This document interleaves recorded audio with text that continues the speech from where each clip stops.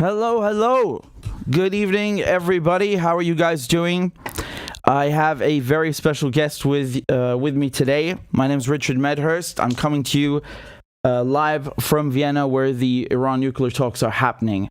And I have with me none other than Professor Marandi. He is not only a professor at the University of Tehran, but he is also advising the delegation, the Iranian delegation here at the nuclear talks. How are you, Professor? How are you doing? Hi, Richard. I'm doing well. Thank you very much. Professor, it is a pleasure to have you on. And if I just may, I'd like to start with a few questions. Sure.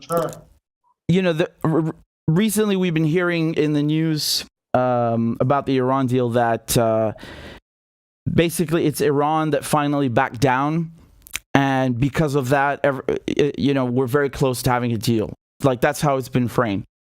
And one of the things that they talk about is the IRGC label. So the IRGC, for those of you who are not acquainted, is the Islamic Revolutionary Guard Corps. So this is a really not only elite but integral part of Iran's armed forces.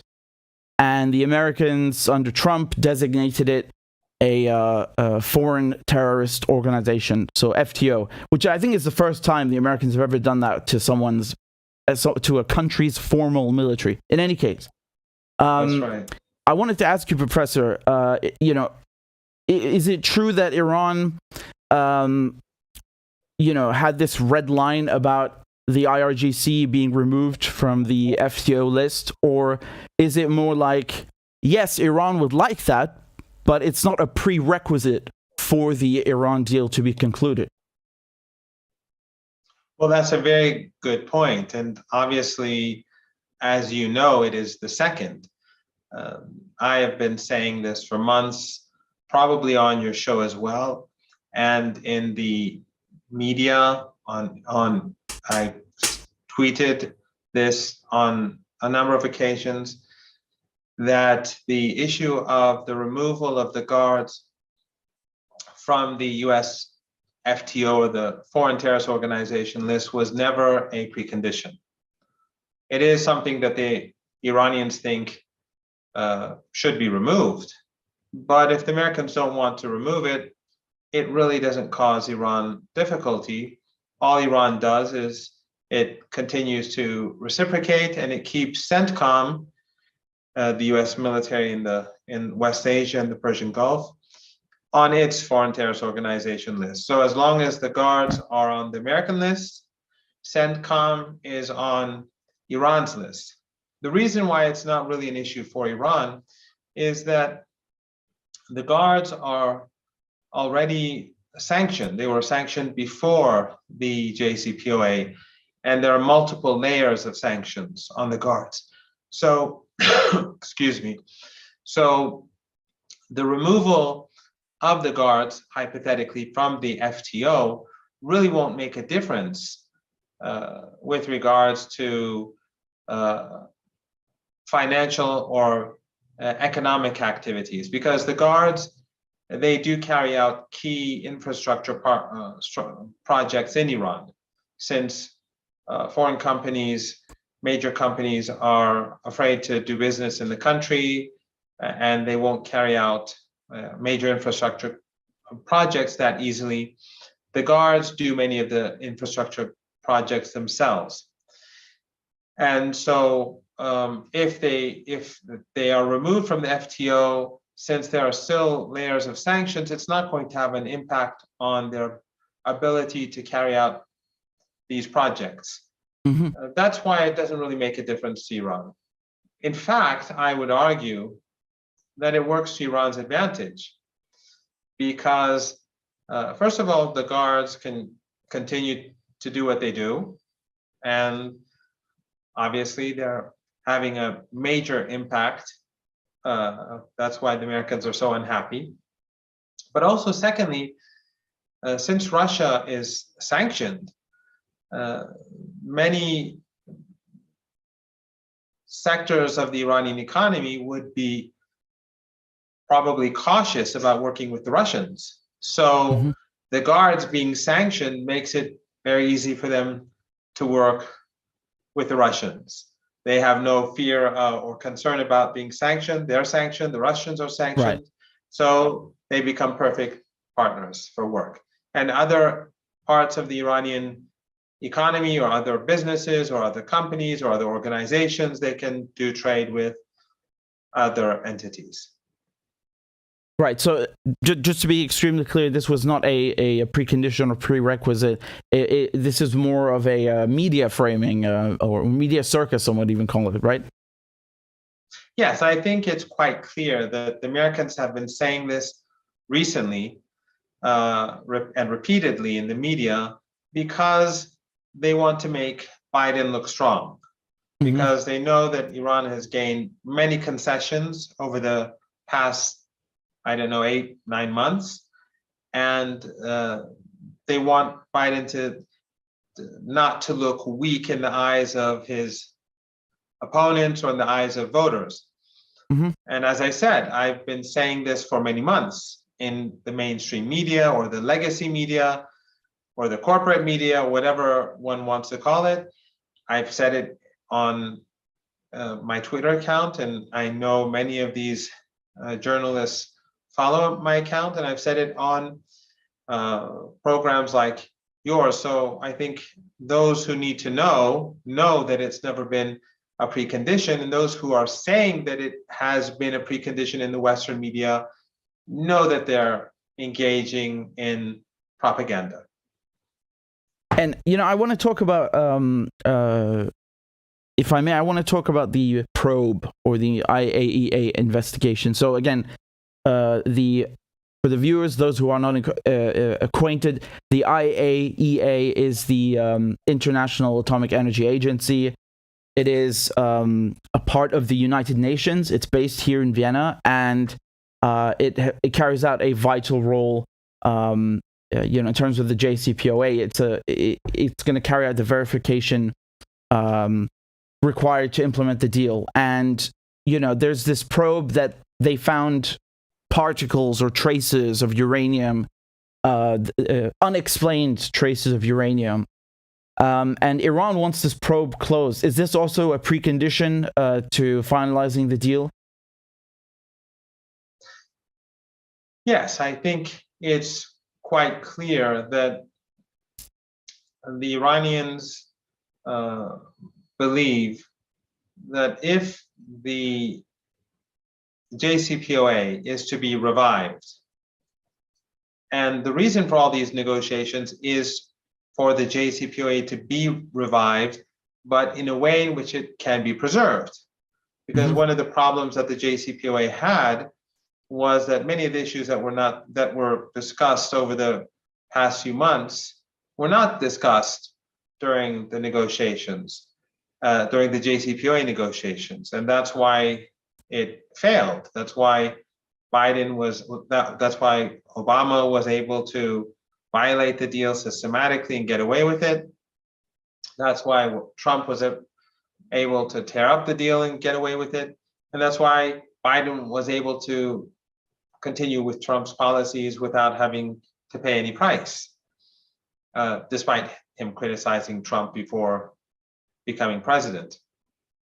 So these negotiations were carried out to prevent history from repeating itself.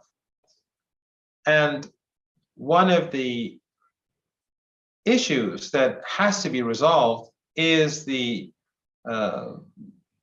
probe, or the false accusations, what we consider to be false accusations against Iran.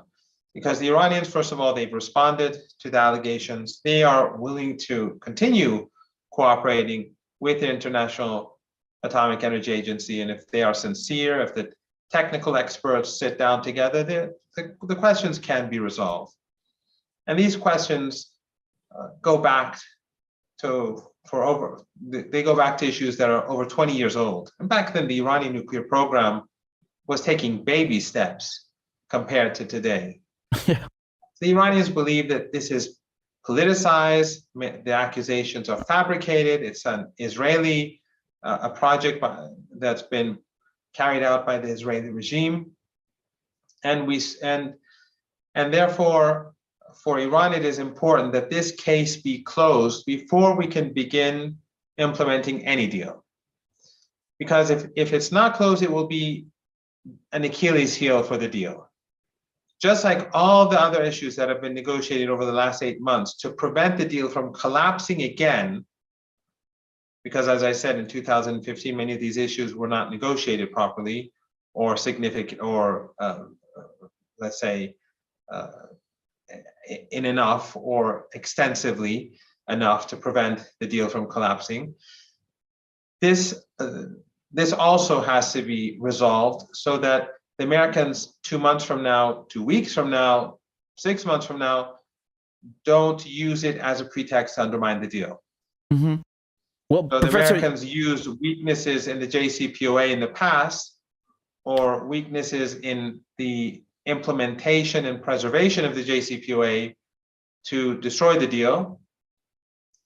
This time around, the Iranians are preventing that through these extensive negotiations, but also by insisting that these false accusations, they be set aside. Again, as I said, the Iranians are willing to cooperate, but they insist that they must be set aside and the case must be closed, so that the Americans can't use it as a weapon against Iranians in future. So in fact, all of the negotiations that we have had over the last few months, and including the issue of the IAEA probe, they're to protect the deal. Mm-hmm. If both sides find it difficult to violate the deal, then the deal becomes more stable. So it's actually good for the Americans and the Europeans that the Iranians push hard to make sure the Americans can't cheat. And we have to keep in mind, the IAEA Board of Governors is a political body. It's not a you bring me to my next question. Professor, Sure. What you just said now, and what you mentioned Israel. Again, I don't want to level any accusations against the benevolent Director General Rafael Grossi of the IAEA. Nevertheless, I can't help but notice that he did visit Iran and then Israel, I believe, or at least they were, these two countries were part of the same trip. And after he returns, the organization, the IAEA, we see condemnation of Iran. This issue popping up again. I mean, how do you think, you said that the IAEA is a political body, how do you think Israel is able to, well, I don't want to say control it, but let's say influence it, right? What is the connection here, and how does it affect Iran? How does it affect the talk? Well, Western countries dominate the IAEA Board of Governors. They have disproportionate influence. And if we look at WikiLeaks, one of the documents that they revealed, and here I should like to remind all of your viewers about the fact that Julian Assange continues to be a political prisoner in the UK and being unjustly held. And the reason why he's being held is because he's exposed the sort of things that I'm explaining right now. WikiLeaks exposed that the previous head of the International Atomic Energy Agency, before being elected, spoke to the Americans and effectively told the Americans that I'm on your side on all key issues if you support me. So that shows how the chief of the organization is chosen. Now, the current head, before the previous Board of Governors, traveled to Israel. The Israeli regime, regardless of the fact that it's an apartheid regime, a colonial regime that carries out ethnic cleansing and crushes the native population, all that aside, but it has nuclear weapons. And yet he travels to Israel to discuss Iran. It's incredible. So that is why the Iranians say that it is a politicized body. that is basically controlled by the Americans to a large extent. No matter how Western media and Western analysts try to frame it, it's not going to work. But in any case, if the technical experts, because they're very good technical experts in the IAEA, and Iran has excellent technical experts as well. Mm-hmm. If they sit down and discuss any legitimate questions that exist, there are solutions. But the case has to be closed. That is something that President Raisi has stated explicitly on more than one occasion. And there is no escape for the United States or the Europeans. They have to close the case before any deal is implemented. And until then, Iran will continue to expand its peaceful nuclear program as rapidly as possible. And the Iranian program today is very advanced, actually thanks to Trump. Because while Trump tore up the deal and created hardship for ordinary Iranians and killed people, and many American officials and analysts gloated, just like initially they were gloating about the sanctions on Russia before they saw how they backfired. But what they didn't take into consideration was the fact that Iran would ultimately, despite the fact that Iran initially, when the Americans left Iran, continued to abide by all of its commitments, right, for a full year. Yeah. And then only after a year did Iran gradually decrease its commitments. I personally thought the Iranians should have decreased its commitments earlier than that, but the Iranians had patience. But after that, Iran rapidly expanded its peaceful nuclear program, and also in research development, it made huge gains. And so the Iranian program today is much more developed and advanced, and without a doubt, in the next few months, it will be miles ahead or kilometers ahead of where it is today. So if the Europeans and the Americans are concerned, then they should rush to do a deal. Now, the approaching winter is another issue that we can discuss later. Yes, we will indeed. And you know, Professor, you mentioned that if the deal is signed, you know, let's say tomorrow morning, everything is fine and dandy. How will Iran, you know, decrease its nuclear program? Can you please elaborate on some of the verification mechanisms that will be in place for Iran to? Because you mentioned very correctly that the Iranian nuclear program is advancing rapidly, more and more. So you know, how do they plan on reducing the program? Because before the limit was 3.67% of enriched uranium, Iran can now do 60. So what will happen?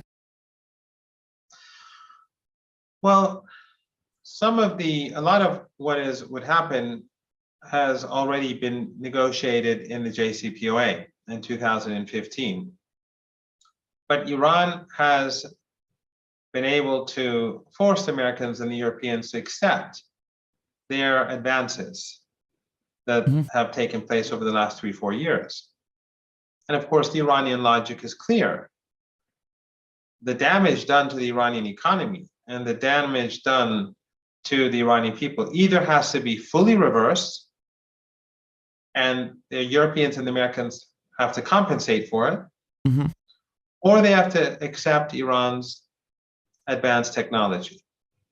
So the JCPOA already says what needs to be done, but the changes that were brought about as a result of US behavior and European behavior, because while the Europeans grumbled about Trump, they obeyed his every demand.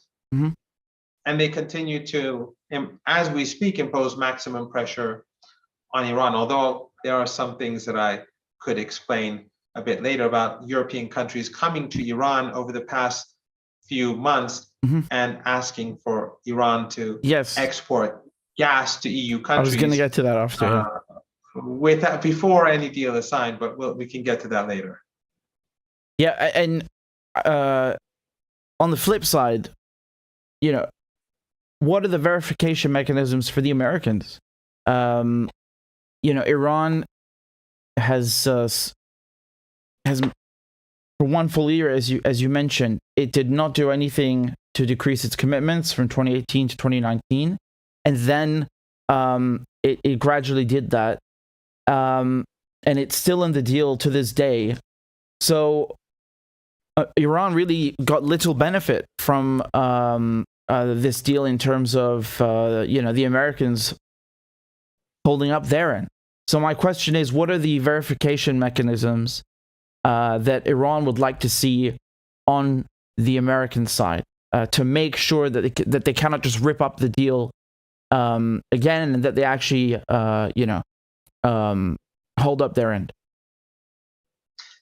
Yes, you're absolutely correct. Iran never really benefited all that much from the JCPOA. Even during Obama's presidency, there is a myth that somehow the problem began with Trump. The problem began on day one when the deal was signed. The US immediately imposed new sanctions, and also behind the scenes, soon afterwards, Obama instructed the Treasury Department to threaten banks, financial institutions, shipping companies, major organizations, insurance companies, oil companies, not to work with Iran. They would threaten them.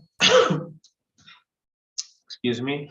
They would threaten them and warn them to steer clear of Iran. So that's why almost everyone stayed away. Some companies came to Iran, but they never actually invested because they were worried. In fact, a number of senior figures of European banks came to Tehran soon after the deal, I think a few months after the deal was signed. And this was during the Obama presidency, and they wanted to see me to discuss the situation. And they told me that the Americans threatened them not to work with Iran, even though they were very keen on cooperating with Iran. So this is all in violation of the deal, because according to the JCPOA, the US government should not only refrain from impeding normalization of Iranian business and trade, but in the text it says the US must facilitate normalization. So the Americans did the exact opposite. So from all those experiences, what has been negotiated over the past few months was to prevent history from being repeated. So when we look at Obama, some of the things that needed to be rectified was verification. So in the JCPOA, the verification process for Iran was clear. It was the IAEA. They would say that, yes, Iran carried out its obligations, A, B, C, D. Our experts went, checked, they looked, everything's fine. Or hypothetically, they could say, this particular thing has not been done as, let's say, it was supposed to have happened. But of course, we don't have examples of that. In reality, Iran was fully committed and continued to be committed throughout the years. And anyone who wants to make sure of that, they can go to the International Atomic Energy Agency website and see their statements from 2015 to 2019. They gave Iran a pass every time, I think 15 statements. So with regards to verification, the Iranian side, it was clear what they had to do, but the American side, it was very subjective. So this time round, there's a verification process for the United States and the Europeans, which I don't want to go into in detail, because I think we'll have to wait for an agreement for this to be discussed by the people who are in charge. Well, So give us a vague overview then, just sort of the conceptual well, one, for example, if the banking sector is to be normalized, Mhm. then first Americans have to show that the Iranian banks can function normally, Mhm. that Iran can sell oil. Let's say if I want to sell a barrel of oil to you, I should be able to put it on a ship, have that ship insured. Austria's That landlocked, ship but travel to a port somewhere near you, and then the port receive the customs, accept the barrel of oil, and then you send the money to my bank account, right. let's say. So those mechanisms should be in place, and the Iranians should see them work. This is a Yes. problem that we had after the JCPOA. The Iranian banking sector never functioned normally during the whole period till the last day when Obama was president. I could not send you a cent or a real, nothing, and vice versa. I don't understand how that's acceptable by any definition. Like, you read the agreement, this is not a translation of that. So you have some of these pro-Western liberals in Iran who constantly say, sign the deal, sign the deal. But they don't understand, or maybe they don't want to understand, that if we're foolish enough to sign a deal again without sorting out these problems, we're destined to repeat history. And right. Once Iran implements the deal and the other side doesn't, then our leverage is gone. Mm-hmm. So we have to make sure that the other side implements its side of the bargain before we do so. And so there's another issue here that's also been resolved, and that's the issue of sequencing.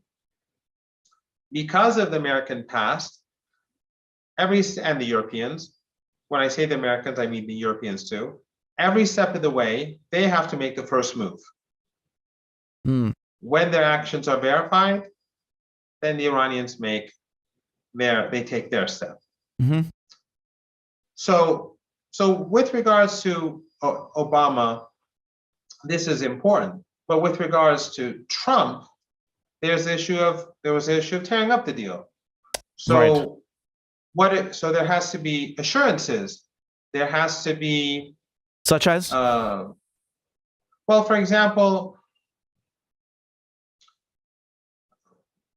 if let's say if the Americans sign a deal and then they are a part of the JCPOA again, and then a foreign business comes and invests in Iran. Yes. That business, let's say if they start investing in the country and then suddenly Biden decides to leave the deal, because we've already experienced that before. Yeah. Then what happens to that business? 9 months ago, the Americans were saying, tough luck. The Iranians were saying, no, because we can't accept that, because no business will get involved in Iran if they don't feel secure. They won't invest in the first place. So the Americans resisted. Then they accepted 6 months, then a year, then a year and a half, 2 years. And recently it went to up to 2.5 to 3 years. I don't want to go into detail. Again, we have to wait for if and when there's a deal. But the point is that these businesses that come to Iran, if the Americans leave the deal and impose sanctions, they're not allowed to impede these businesses from continuing work in Iran until basically the end of the Biden administration and the beginning of the next administration. But I think it's funny that this has to even be discussed because of the likelihood that the Americans leave the deal. That's the United States. Yeah, I think it's a very interesting mechanism because as we all know that when the nuclear deal was implemented, a lot of businesses came to Iran and they lost billions and billions after investing, and then the Americans saying, "Oh, we will punish you with sanctions if you move or invest or do anything in Iran." And so, yeah, this is a very important topic for investment to make sure. But there's also another guarantee that the Iranians were able to gain, which is, I think, a huge achievement. And And so these assurances and guarantees are one type, but there's also another, and that is what the Iranians, or what is being called inherent guarantees. And that is that the Iranian nuclear program, while the advanced centrifuges will cease to work, they'll cease to enrich uranium, the platforms and the infrastructure will remain intact. And so the Iranians will be able to rapidly go back to normal with regards to enriching uranium. Why is that important? Because the Iranians are saying, look, no matter how much we negotiate, we don't trust the Americans. Yeah. We don't trust the Europeans. They are simply untrustworthy. They are utterly dishonest. They've been dishonest throughout decades, and we have many experiences. I mean, and so I'll get back to this in a moment, but many in the West like to think that the Iranians have been irrational towards the United States, or the Iranians don't want to talk to the United States. The Iranians, they have an ideological problem with talking to the United States or speaking with the United States. No, it's the opposite. When the revolution happened, the leader of the revolution, Ayatollah Imam Khomeini, said that he would like to have normal ties with the US. But US behavior, the US tried to undermine the state. They supported the Shah, and then they tried to undermine the revolution. Later on, despite the fact that the United States helped Saddam Hussein in the war and gave him chemical weapons along with these Europeans, after the war, the Iranians gave the United States, a major company, Conoco at that time, a major oil field in the Persian Gulf. What did the United States do? After 2 years of negotiating, when they were about to finalize everything, the US slapped sanctions on Iran. So the Iranians attempted to change the nature of the relationship. Then the Americans approached Iran and asked Iran to help them free hostages in Lebanon. That was another case. That goes back, I think, before the Conoco issue. Now, back then, Hezbollah wasn't Hezbollah today. There were all these different groups in Lebanon, and different groups were holding hostages. It was a civil war. It was chaos. So Iran had to go to Lebanon, and the Americans promised a better relationship, and if the Iranians helped them out. So the Iranians had to they had to spend, probably money, but also they had to use their credibility to get each and every one of these people freed. What did the United States do? They did the exact opposite of what they promised. And then, of course, there's the example of Afghanistan after 9/11, when the United States wanted to overthrow Al-Qaeda and the Taliban. The Iranians helped them because the Taliban and Al-Qaeda were terrorizing the whole country. And so the Iranians helped the United States. But what did the United States do subsequently? They called Iran an axis of evil. Oh, yes. I remember that. Or so Bush said that in his State of the Union speech. Yeah. Or then in Iraq, when the United States occupied the country, even though Iran condemned the United States and its invasion of Iraq.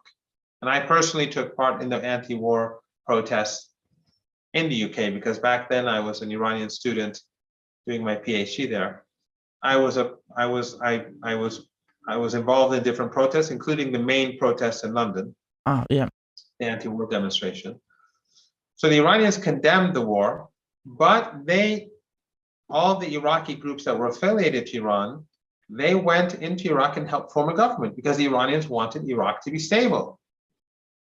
But the Americans would not let go of Iraq. So in any case, the Iranians have on many occasions spoken with the United States. And the best example, the most recent example, is the 2015 JCPOA deal. Right.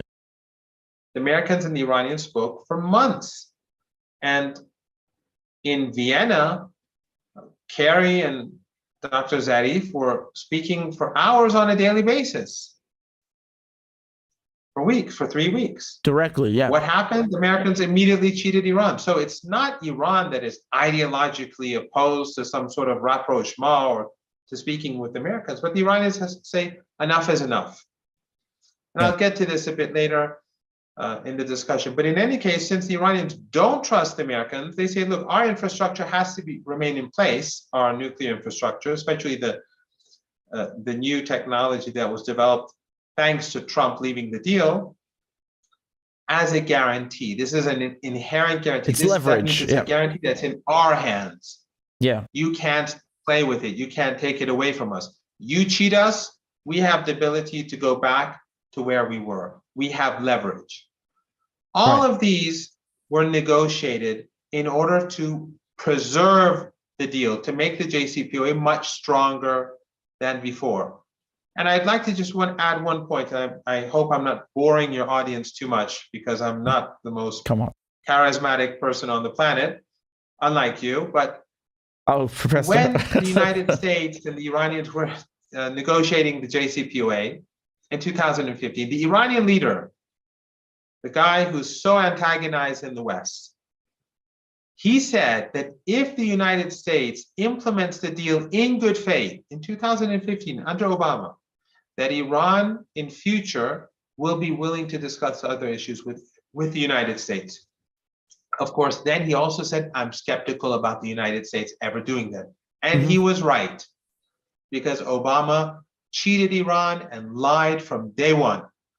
So while the Iranians were prepared to test the United States, it was a litmus test, and the Americans failed. Yep. The Iranians were prepared to bring about a change in the relationship. Again, the Americans were dishonest. So we have a history of attempting to create change in the relationship, and every time the United States bit the Iranian hand. Yeah, Professor, and I'm glad you also outlined all these examples, because it's really important. And I'm wondering, will there be a body or something like an organization being formed in order to make sure the Americans hold up their end of the deal? Because like you said, when it comes to Iran, we have the IAEA nuclear inspectors who actually go to Iran, and they go inside the facilities and they inspect them and put cameras and seals and all this stuff. Who's going to make sure that the Americans aren't, allowing Iran's economy, its banking and oil sectors to function properly?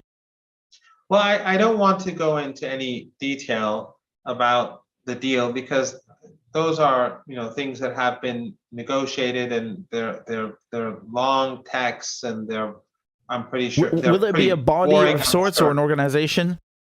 Well, there are means and ways in which, for example, that would show whether normalization has occurred, such as the example I gave to you with regards to the banking sector or the trading of oil. If I want to send you a barrel of oil, there are many elements that have to be functioning properly in order for that to happen. And if it doesn't happen, then the Iranians will not carry out their side of the bargain. I'm just wondering who's going to check that that the Americans are actually allowing the banking and oil sector to work, like that you can send me a barrel of oil, for example. Well, again, those are details that I think that we can leave for I'm sorry, for when the deal is signed, because I don't want to talk about something that that's beyond my scope of. It's okay. Just tell me later after the interview. I'm just curious, because the IAEA does it even have the capability to do this? Because I mean, they're nuclear scientists. No, they're not bankers. The IAEA just does its own thing. But these other issues have to be resolved through their own mechanisms. Yeah, but we'll find out soon enough if the Americans show good faith. If when the Iranian response is sent and the Americans behave like a normal country for once, and we have a deal, and the IAEA Board of Governors closes this case of false accusations against Iran, then they will explain the details of the agreement in public. So that can be resolved in a very short period of time if the Americans have good faith. Okay, the Europeans want a deal. They're, remember. Well, that was what I was going to get to in a second. Yeah. On the last day when I was in Vienna, and the Europeans gave this so-called final text, there was this final text that they said it was a take it or leave it text. Yeah. And this wasn't really a European text. It was basically the result of months of negotiations. All the concessions that Iran gained over the months were in this deal. That in this text. This text is very different from what the Americans and the Europeans wanted to implement or impose on Iran 8-9 months ago. Very different. But the Europeans said it's a take it or leave it thing. The Iranians said no. They took the text, they brought it to Tehran, and they sent their responses back. They said there are certain issues that need to be resolved. And Mr. Borrell said the Iranian demands are reasonable. Right. I think he used the word reasonable. Yes. So it shows the strength, not only of Iran's logic, but of Iran's position at the negotiating table. The Europeans want a deal. They've wanted a deal for a long time. It's been basically the Americans that have been dragging their feet. And just as the Americans, I think, are sacrificing Europe in Ukraine, the Americans have been slow and at the negotiating table, and effectively they've been sacrificing the Europeans with regards to the nuclear negotiations as well. But we'll have to see what happens in the coming days. Well, Professor, this brings me to the issue which you raised just before, is that, let's put it very simply. Iran has a lot of oil and a lot of gas. Actually, in terms of gas, Iran has the most, or should I say the biggest reserves of natural gas in the world after Russia. Right now, Europe is in dire need for gas because they decided to ban Russian gas and oil. So the question is, Professor, do you think that the Europeans are desperate? They're in a hurry to get the deal done? What about the Americans? Because, Biden did go to Venezuela. He did go to Saudi Arabia. Not much of a result there. And the Americans, it's not just gas. Mostly they want to stabilize the global oil prices, right? So do you think that the Americans and Europeans, or maybe just the Europeans, are desperate to get this deal done because they really want oil and gas from Iran? Well, first of all, if you recall, Macron said to Biden that the Emirati leader told him that there is no extra capacity in Saudi Arabia or in the Emirates. So if we take that at face value, that means that there is no alternative to Iran. So if the Americans were to sign a deal, it would allow Iran to gradually increase its oil production and also sell its reserves that it has, and that would bring down the price of oil. Just one thing, Professor. Correct me if I'm wrong. Iran has 100 million barrels in reserve, and I think it would be able to increase production to 900,000 a day. Is that correct? Well, the numbers differ, but it has a lot of tens of millions of barrels of oil. It is said on tankers, and it can expand its production by over 1 million barrels a day in a relatively short period of time. Of course, Iran has no plans to compete with Russia. And this is an important point. Iran is not going to sacrifice China or Russia for Europe and the United States. That is not going to happen. Yeah, because the Russians and the Chinese have behaved much more reasonably over the last few years than the Americans or the Europeans. But in any case, it is to the benefit of the United States and the Europeans for the deal to be signed. Iran can also export gas. I read a New York Times report that basically said Iran didn't have that capability, but it does. And the Europeans know it because two countries that I know of, but I can't name for now. Describe them vaguely. If you can't name them, describe them vaguely. What do they eat? they're in, let's say, not in Western Europe, but two countries that I know of, and there may be more of them, some of them may be Western European, have asked Iran to send gas.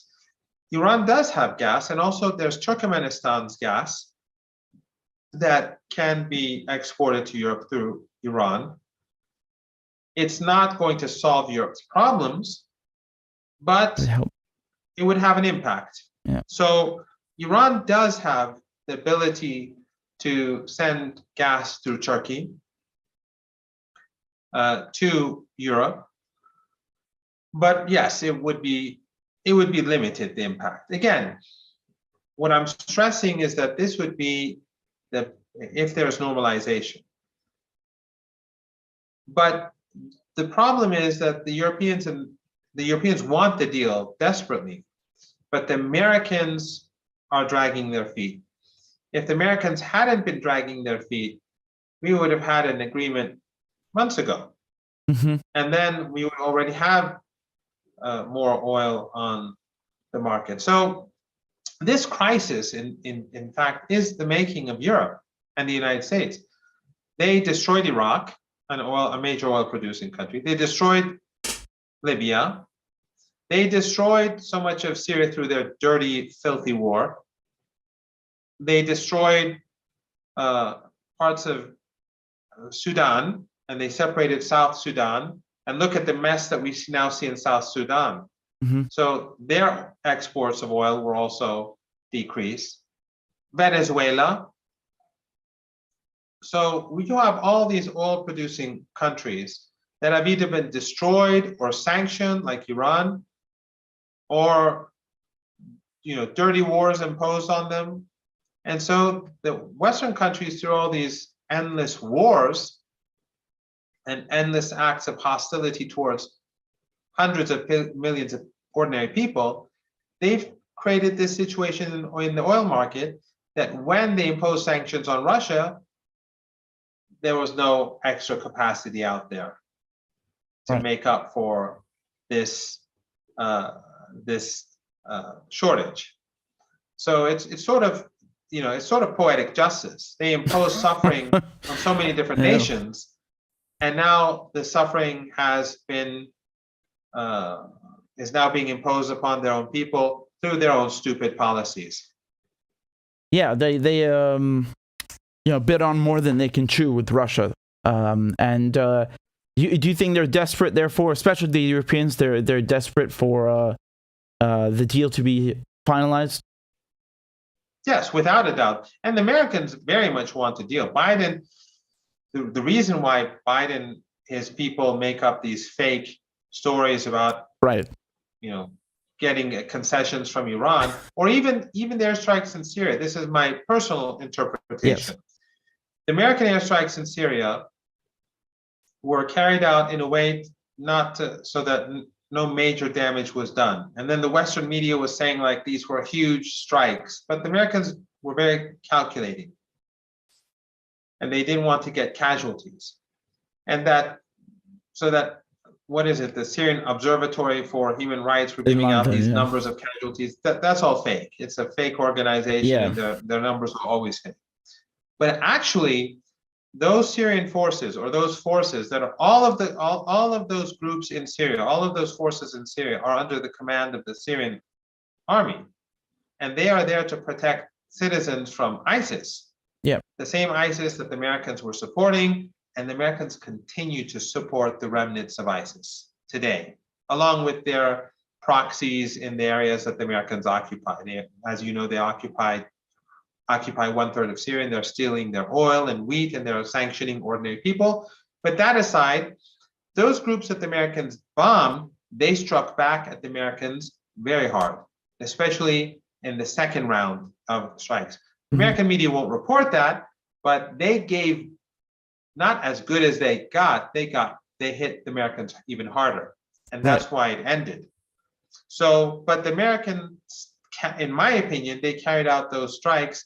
And on the day when they gave the response to the Iranians, and while they were making all that noise about the Iranians giving concessions, so that Biden could look strong inside the United States. I think it was basically, and that's how the Americans work. If you remember when there was Monica, the case of Monica Lewinsky and Clinton's impeachment, he went and bombed the Sudan. He bombed Sudan and a pharmaceutical factory, not only killing people in the factory, but also killing many thousands of people as a result of the lack of medicine in the. So the Americans, when they need to do something at home, they murder people abroad.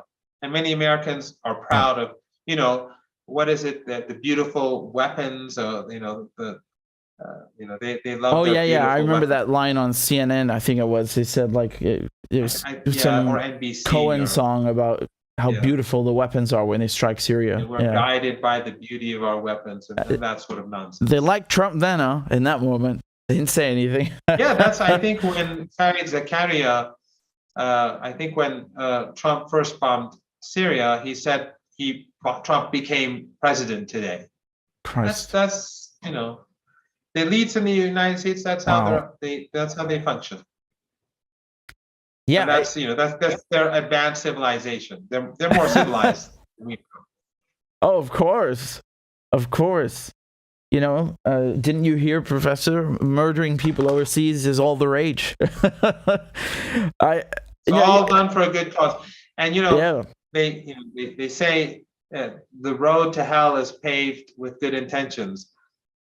But the problem here is that with Americans and the Europeans, there are no good intentions. So their road to hell is going to be, very different from that of others. And do you what think they've done to this region and what they've done to other regions is just unbelievable. It is. The damage is innumerable and incalculable, frankly. And speaking of the region, just very briefly, Professor, do you think they also wanted to look strong in front of the Israelis that, we're signing the deal, but don't worry, we still got your back, when it comes to bombing Iran and its proxies? Yes, definitely. And also, I think that's what the Israelis are doing in Syria too. They bomb international airports. Why are they doing that? To win an election at home. Because the Israeli population are largely racist, supremacists, colonizers. And they're proud of killing ordinary Syrians, and Europeans and Americans are fine with that. They can bomb Syrians, kill all these young men. But why are they doing it now? Why did they bomb these airports? I think it has more to do with the fact that they are in trouble with Hezbollah. Yeah. So the Israelis know that if they back down in the Mediterranean, they will lose the election. So they have to compensate by killing people somewhere else, or maybe in Gaza, say no, we're strong. That's how these. What's an appropriate word? That's what these monsters do.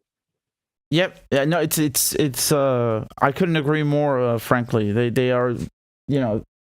This is their civilization. This is what they're proud of, colonizing and murdering. I mean, it's really unbelievable that this is what they do to win elections. Like, they have nothing else to run on. Professor, I just wanted to go back quickly to you were talking about sending gas. You would send me a barrel, for example, of oil, but when it comes to gas, I mean, how would Iran potentially deliver gas to Europe? I think we talked very briefly about its capability to get it to Turkey, for example. Would it go on then from Turkey into the rest of Europe? That's how it would work. Okay. Because Iran consumes a lot of gas, gas and gasoline and fuels are all very cheap in Iran. A liter of gasoline in Iran is somewhere between 3 cents to 7 cents a liter. So, Wow. And gas and electricity are the same. They're highly subsidized. They're dirt cheap. So Iran consumes a lot of natural gas at home. But Iran has the ability to use Turkmenistan, because Iran, as you pointed out, has the second largest gas reserves in the world. It's pretty close to Russia, even though Russia is much larger. Mm-hmm. But Turkmenistan, along with Qatar, are Iran's neighbors, and these are also two major producers of gas, and they have huge reserves. Turkmenistani gas can go through Iran to Turkey, or Iran could use Turkmenistan gas and then send its own gas to Turkey. So that possibility is there. Although the pipelines are, they have a certain capacity, the infrastructure is limited, but it would have an impact. Would Iran be ready to sign gas deals with Europe if a nuclear deal is finalized? Well, I would imagine, I think that Iran would work with Europe, but Iran would be very careful not to harm Russia, because Iran is not going to side with the Europeans over Russia. Right, that was my next question. The reasons are very clear. Yeah. Iran does not support the war, but Iran blames NATO first and foremost. Mm-hmm. And I know you've gone over this, but this is the Iranian argument as well. The Iranians say that the Europeans and the Americans lied to Russia, and they expanded eastwards. They brought about a coup in Ukraine. They supported right-wing fascists and Nazi groups such as the Azov Battalion and others, and your audience knows all these things better than I won't repeat myself, and I won't repeat arguments that they're familiar with. The Iranians also know that these fascist militias killed 15, 16, 14,000 people since 2014 in the Donbass in eastern Ukraine. And of course, there were incidents like in Odessa when people were burned alive. The Iranians recognized that, what the suppression of the Russian-speaking population, something that was condoned and supported by NATO regimes, even though they speak of human rights and pluralism and all that, all that nonsense that they pretend to be. They condoned the oppression of Russian speakers. Yeah. And Iran recognized that. So, and of course, we had the Minsk agreements. And the European, if Ukraine implemented the Minsk agreements, and Zelensky, when he was a candidate, he was saying that he's going to sort out the problems in Ukraine. That's why so many people voted for him. He was going to bring peace, and he did the opposite. So the Russians said, implement what you promised to implement, the Minsk agreements. The Americans and the Europeans prevented that from happening. And therefore, they are more responsible for this violence. And, Iran understands what Nazis are. The Nazis are like ISIS. They're like Al-Qaeda. Yeah, they are. We experience them in our region. We continue to experience their activities in our region. Or they're like the Contras in Nicaragua. When the Contra rebels, they were right-wing fascists, murderous thugs who were being used by the Americans in Honduras to carry out a dirty war in Nicaragua. That's what the Americans do. They use the worst of the worst, just like with Iran. They use Saddam Hussein. The Europeans, the Germans, the Americans, they all helped Saddam Hussein with chemical weapons. They gave him chemical weapons. As you know, I survived 2 chemical attacks. Many didn't. They gave him the military intelligence, especially the Americans, to use those chemical weapons effectively, and they gave him the political cover to get away with it. Mm-hmm. Saddam Hussein was never condemned. Until when? when he invaded Kuwait. Suddenly, the Americans and CNN, excuse me, and American government officials were all over this place talking about how he was killing his own people. And they were using old footage of Halabja and other atrocities that they were implicated in themselves as evidence that Saddam Hussein was a monster. So this is how NATO works. This is how they function. The Israeli regime, one of their regional proxies. This is how they function. So what the Azov battalion and others, the Nazi groups in Ukraine, their actions are a repeat of what we've seen so many times in so many other areas where the Americans Truly, have been conducting. that's exactly what they remind me of. Like, it's not strange when someone says, the Americans are supporting the Nazis, the Europeans are supporting the Nazis. It's not surprising because that's what they do all the time. It's either ISIS or the Contras or Saddam Hussein or the Israelis. That's just how they function. Well, one can understand Iran's reluctance to, entrust the Americans with, everything. But you mentioned Russia before, Professor. Iran and Russia have a very good relationship. Iran would sign contracts with the EU, but not in a way to ever jeopardize that relationship, correctly? Yes, I think it's fair to say that the Iranians would like to have good relations with all countries, except for the apartheid regime. Iran, under no circumstances, will accept the legitimacy of the Israeli regime. Just like it, when the revolution took place, there are two areas where the Iranians said we will not accept the legitimacy of the regimes in place. One was in South Africa, in apartheid South Africa. After the revolution, they cut off ties with the apartheid regime, and they began supporting the resistance, such as the ANC, Nelson Mandela, and other resistance organizations. And Nelson Mandela, when he was freed, one of the first countries that he visited was Iran. He actually came to my university, and I was there as a student when he received an honorary doctoral degree. And the second was, of course, Palestine. The Iranians said they will not accept apartheid in Palestine, and that is a permanent policy of Iran because of the apartheid regime is morally unacceptable and illegitimate.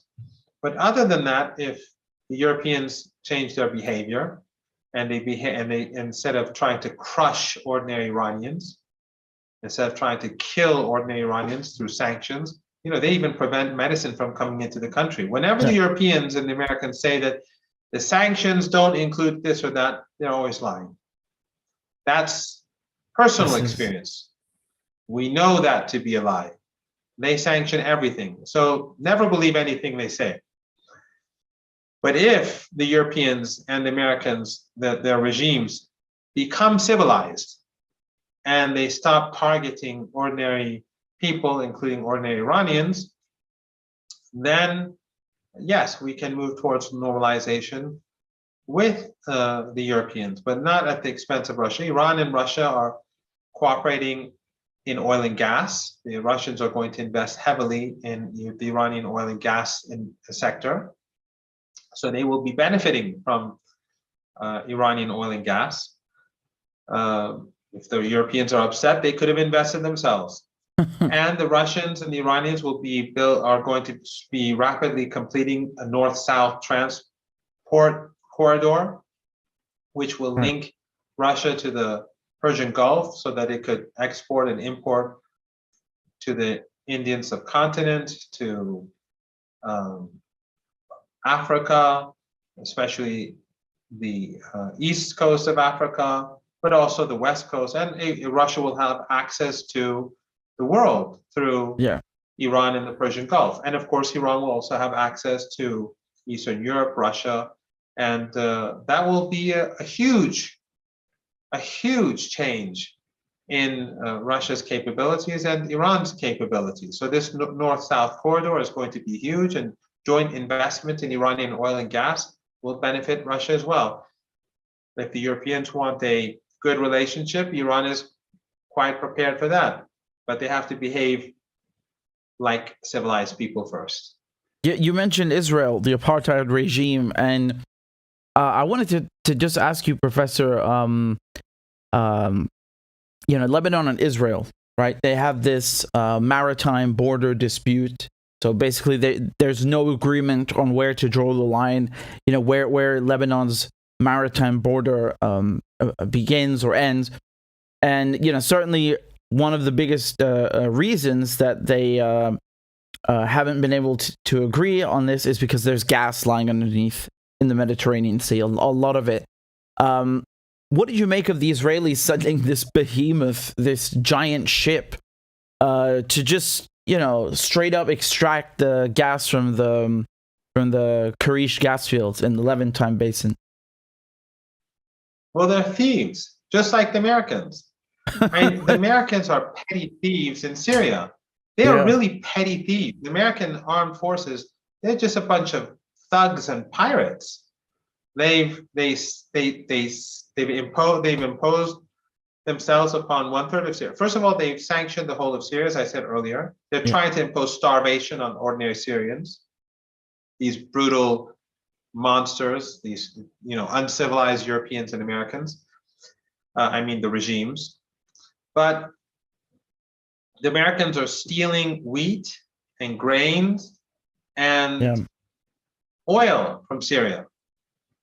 They're thieves. They're just, it's unbelievable that a superpower would, every other day there's like every other day there's a convoy of oil tankers just leaving Syria. What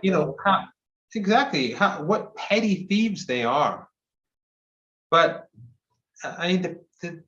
it just shows how despicable they are. But the Israelis are the same. They're thieves too. They go into Lebanon and they think that they can intimidate the state, because there are many factions in Lebanon that are loyal to the United States. Their loyalties are to the United States, these politicians. And so the Israelis are counting on them to allow the Israelis to steal from Lebanon. But the problem is, of course, Hezbollah. This culture of resistance that we see in the region, whether it's in Iran or in Afghanistan or Iraq or Lebanon or Palestine or Yemen, it has changed the equation. Mm-hmm. And it is going to change the equation even more in the coming months and years. And the changes will be much more dramatic than in the past, because the crisis in Europe is going to have implications, far beyond Europe. Europe and the United States, their empire is collapsing much more rapidly than before. It was already collapsing, but the pace of decline is extraordinary now. After and Ukraine, and of course the foolish Americans and NATO want to intensify conflict with China as well simultaneously. So all of these combined are going to bring about great change in the region. So Hezbollah, its power, it has changed the equation. It has imposed itself upon the Israelis. The Israelis are scared of a battle with Hezbollah because they know that Hezbollah can destroy key Israeli infrastructure, and the Israelis have a lot more to lose than Hezbollah. And if they lose a war, and they will lose a war if there's a war, I have no doubt, they will not win a war. I remember 2006. This will be very different. And then you will see many Israelis leave, and they will leave for good. Yeah, I mean, this theft, it's inherent, right? They steal the land, they steal the resources. What's the difference, right? It's still theft. That's what the Western empires have been doing for centuries. Literally, whether it was Spain, Portugal, or just all theft of these and European slavery. empires in Africa, Belgium, Latin America, South America, Central America, North America, China, the Opium Wars, our region, this is not new stuff. Yeah, I mean, that speech from Nasrallah, the Secretary General, the head of Hezbollah,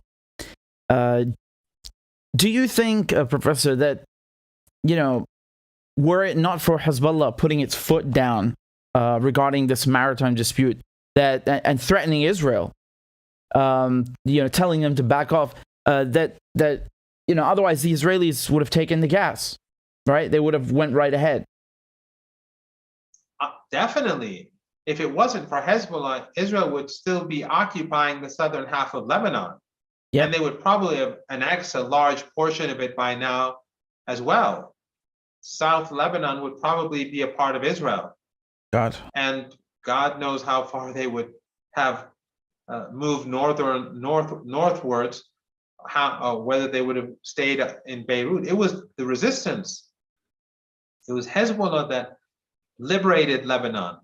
It was a national liberation force that saved Lebanon, that spared Lebanon from occupation, an occupation that only ended almost fully in 2000. And of course, the 2000 liberation of Lebanon without Hezbollah would have never happened. And this is an extension of that power of Hezbollah. Hezbollah today is far more powerful than in the year 2000. Yeah. And if it wasn't for Hezbollah, the Israelis would definitely be stealing Lebanon gas. They would even go further than what they're doing now, or what they wanted to do now. But Hezbollah has changed the equation. And again, they have proven that the only way to gain your rights from Western regimes is to stand firm in the face of these empires, because they are ruthless. It is ironic. Again, sorry. It is ironic that Western governments attack Russia for Ukraine. I've already discussed Ukraine. Your audience, they understand the arguments on Ukraine and how Western governments brought about this situation. Again, I don't support war anywhere, but NATO is without a doubt the main culprit. But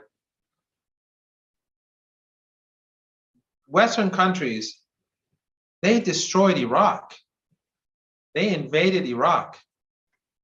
Right now, they've stolen Afghanistan's wealth. They won't give it back while people are starving. Yeah. They committed genocide in Yemen. It's not just the Saudis. Western regimes committed genocide. They imposed starvation on Yemen for years. That is unprecedented in contemporary human history. So Western countries have nothing to say when it comes to Ukraine. They have no case to make. They are guilty from top to bottom. So the only way, if you're going to achieve independence, if you're going to gain your rights, if you're going to be able to behave as a sovereign country, is for you to be steadfast and firm in the face of Western regimes or their proxies or their clients. Professor, and that's what Hezbollah's done. Yeah, I mean, I couldn't agree more, honestly. The year 2000, the year 2006, it all speaks for itself. This speech that Nasrallah gave, he said that actually, whether the nuclear deal is signed or isn't signed, whatever happens in Vienna, Hezbollah will not hesitate to, basically enforce, to put its foot down to protect Lebanon's resources, borders, and its gas. There are a number of important things to keep in mind. I was in Lebanon a few months before the 2006 war, and I was in Lebanon a few months afterwards. The devastation was extraordinary. The Israeli regime would bomb towers of apartments, bring them down, and they say, there was a terrorist, or like Hezbollah, they claim it to be a terrorist, and the Western media would mimic they would repeat what the Israelis would say. They were loyal to aggression and occupation and destruction, as they always are. They're apologists for empire. They're apologists for apartheid. They're apologists for death and destruction, as they always have been. Hezbollah today is incomparable to Hezbollah in 2005 and 2006 and 2007.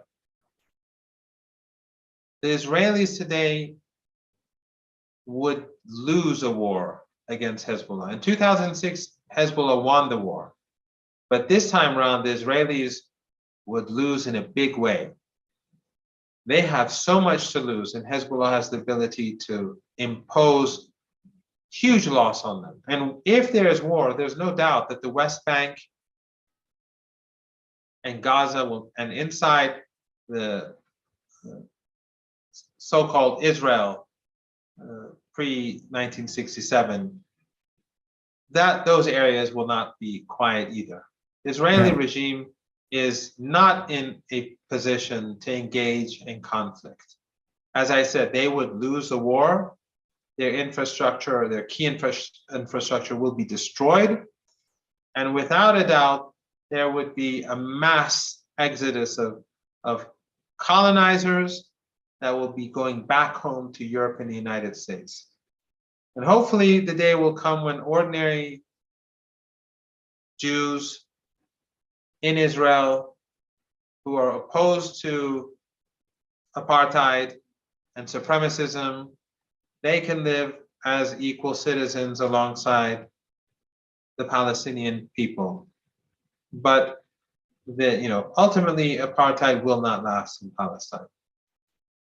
Yeah, you raise an excellent point, Professor. The concept of the axis of evil. I think it's funny because that term was taken and then flipped on its head, and now it's become the axis of resistance. And like you said, if there's a war with Hezbollah, Gaza and West Bank will not stay quiet. It's a resistance movement of multiple countries, groups, organizations. And I don't know if you'd agree with me, but sometimes I say Iran doesn't need a nuclear deterrent. It has asymmetric warfare, and is part of this resistance movement that, like you said, the Israelis just cannot afford war. Neither the Americans and Europeans, as everything is collapsing. Yes, I think it's quite obvious that Iran and its allies, and this is the difference between Iran and the United States and their regional partners, is that Iran has allies, while the United States and other countries in this region that are antagonistic towards Iran or who have a different agenda, they have proxies. Yeah, that's why Turkey fails. That's why the Saudis fail. That's why the Emiratis fail. Iran has allies. Hezbollah is not a proxy. Hezbollah and Iran share similar beliefs. The same is true in Yemen. The same is true in Iraq. The same is true with Iran's allies in Afghanistan and Syria. They're anti-hegemonic. You don't see Iranian flags all over Iraq and Syria and Yemen and Afghanistan or Lebanon or Gaza. Like the Turks, if they go somewhere, they're constantly putting their flags there. The Turks think they're doing a good job in Azerbaijan. Many people in Azerbaijan are getting tired of their flags being all over the place in the Republic of Azerbaijan. The Turks in northern Syria, though their proxies there are getting sick and tired of them, especially when they're cutting deals with the Israelis and the Emirates and the Saudis, and selling people out like that. The same is true with Saudi Arabia. The same is the Iranians have allies, and that's what makes these the relationships so strong.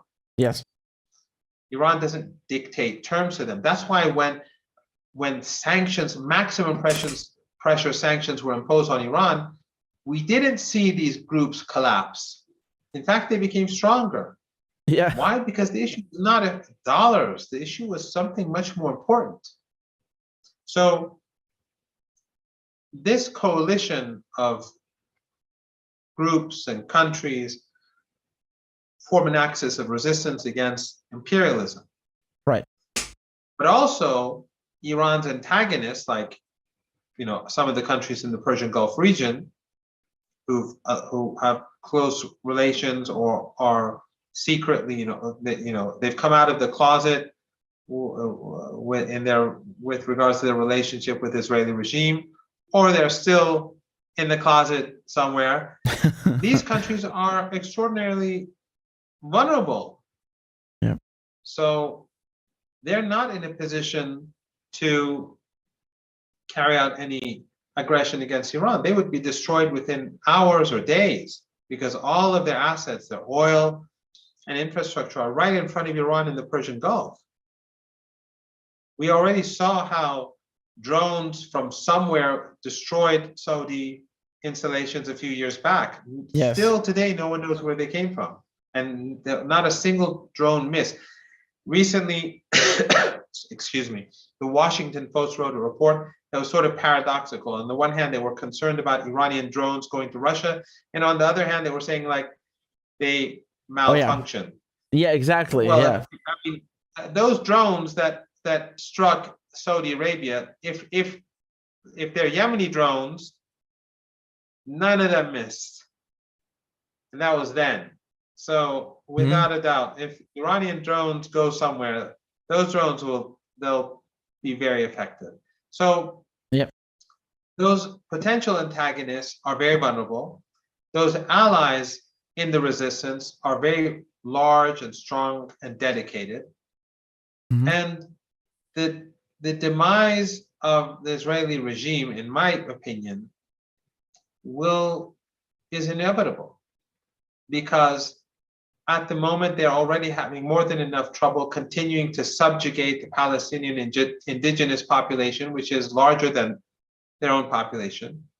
And if there's any regional conflict, I'm not even talking about Iran, I'm talking about Lebanon, the Israelis will lose big time, and they will lose control over the Palestinian population, and many Israelis will leave. And I think the decent Jews in Israel that are opposed to apartheid, they will have a role to play then. So I'm optimistic about the future, and I think it's inevitable that there will be freedom in Palestine, just as there was freedom in apartheid South Africa. Yep. It's like you said, Professor, these sanctions, they really backfired as well in terms of containing Iran or whoever else. I mean, it's like you said, the axis of resistance, Iran, Hezbollah, Syria, and so on, they're stronger than they were when those sanctions were imposed. And again, as you know, of course, Professor, we're not saying that like sanctions are okay or that they don't do anything. No, they hurt people for sure. But militarily, politically, I mean, they've actually just made everything bigger. And yes, because they prove even to naive people that the United States and the Europeans are brutal and barbaric. Their regimes are brutal and barbaric. Their elites are inhumane and untrustworthy. Those, many Iranians, I don't think I'm pretty sure it wasn't the majority. I don't know about polls. I think it was like 30-some%, if I recall correctly. I don't know the polls right now. I think 30-some% of Iranians thought that if we just simply negotiate in 2014-15, they thought that if we just negotiated with Americans and we cut a deal, all the problems would be solved. Even though the leader and many Iranian leaders were skeptical because of their past experiences. So young people were, many young people thought, no, we should just talk and sort it out. So Iran did that. And Obama bit the Iranian hand, Trump bit the Iranian hand, Biden bit, I remember right before Biden was elected, I was in a discussion with a major Western think tank online. Back then it was during Corona, so it was online, like sort of like this. I won't name the think tank, but a key think tank.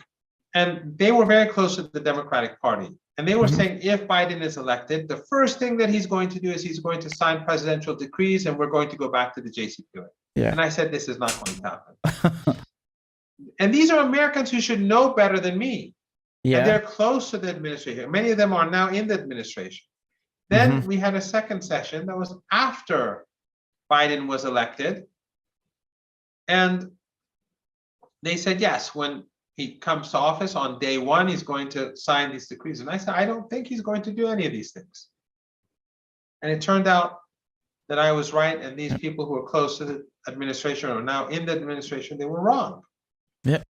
The United States is utterly untrustworthy. And that is why these negotiations took so long. Some young Iranians say, why are they, just sign the deal? No, the reason why the negotiations were so long is because the Iranians know that if there's any loophole, the Americans will use it against the Iranian people. Well, Professor, there are hundreds of Persian language media being broadcast into the country from what, owned by Western governments or funded by Western governments or the Saudis. And then they will start blaming the Iranians for agreeing to a deal with those loopholes. I mean, you mentioned what young people are saying. Same people are saying cut a deal. I'm curious, Professor, what is public opinion like in Iran? Like generally speaking, and amongst young people, are they in favor of cutting a deal, reviving the nuclear deal? Well, Iranians are much more realistic now. Even back then, the majority of Iranians wanted the nuclear program preserved in 2014 and 15. And most Iranians were skeptical, according to, I don't remember the numbers, I just remember vaguely. But now Iranians are, I think, more politically aware about the reality of the United States and Europe because of the their behavior in recent years. Because remember, in the 1980s, when we talk about Saddam Hussein, for young Iranians, they may not even remember that, or they'd say this is a different United States, hopefully, let's say. But now everyone is seeing how the United States continues to behave. So people want, I think most people would like to have a deal if it's a fair deal. Again, I don't know the numbers now, but people are more skeptical about the United States. So this goes back to what you were saying at the beginning, and that is that these maximum pressure sanctions harm the United States more than they harm Iranians. It strengthens Iran in a certain way, not that sanctions are in any way good, but when people become skeptical of the United States, when the United States is openly waging warfare against the people, it unites the nation. Whether it's Iran or Venezuela or Cuba or Syria or Yemen or Vietnam or any other country, it's the same thing. When people see how barbaric Western countries are, then their resistance becomes stronger, and they become stronger despite the suffering.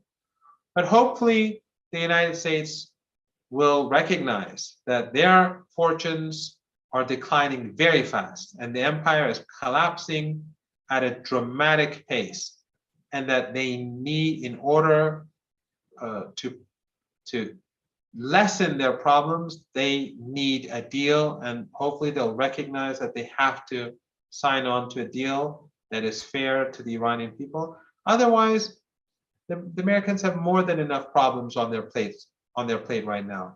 It's not just Ukraine or China, but it's the economic crisis at home, it's the political divide, it's Trump, it's the United States is a divided country. In Europe right now, it's going to be a very difficult winter.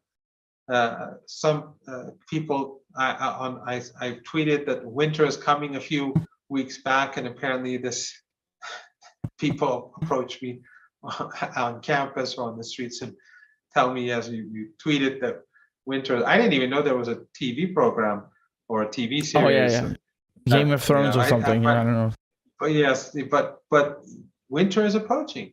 Winter is coming, and if the Europeans and the Americans want to ease the suffering of their own people, then they'd better behave more reasonably. Not just to Iran, but to Russia, to everyone, to end these wars, to end this stupidity. But in any case, we're talking about, and China as well, to learn to cooperate with others instead of behaving in as supremacists. Yeah. We have to be number one. That's not going to work anymore. So if Europe and the United States want to be able to remain relevant and to be respected and to be able to help their own populations, they're going to have to change their mentality. These elites have to, leave that bubble. But in any case, going back to Iran, I hope that the Americans do the right thing, that they accept a decent deal, that they implement the deal in good faith, and they'll see the results. And I hope they do the same thing elsewhere. But if they don't, they will lose more than anyone else. Iran wants a deal, a fair deal, but the Americans and the Europeans need a deal. Things are different today than what they were a few years ago.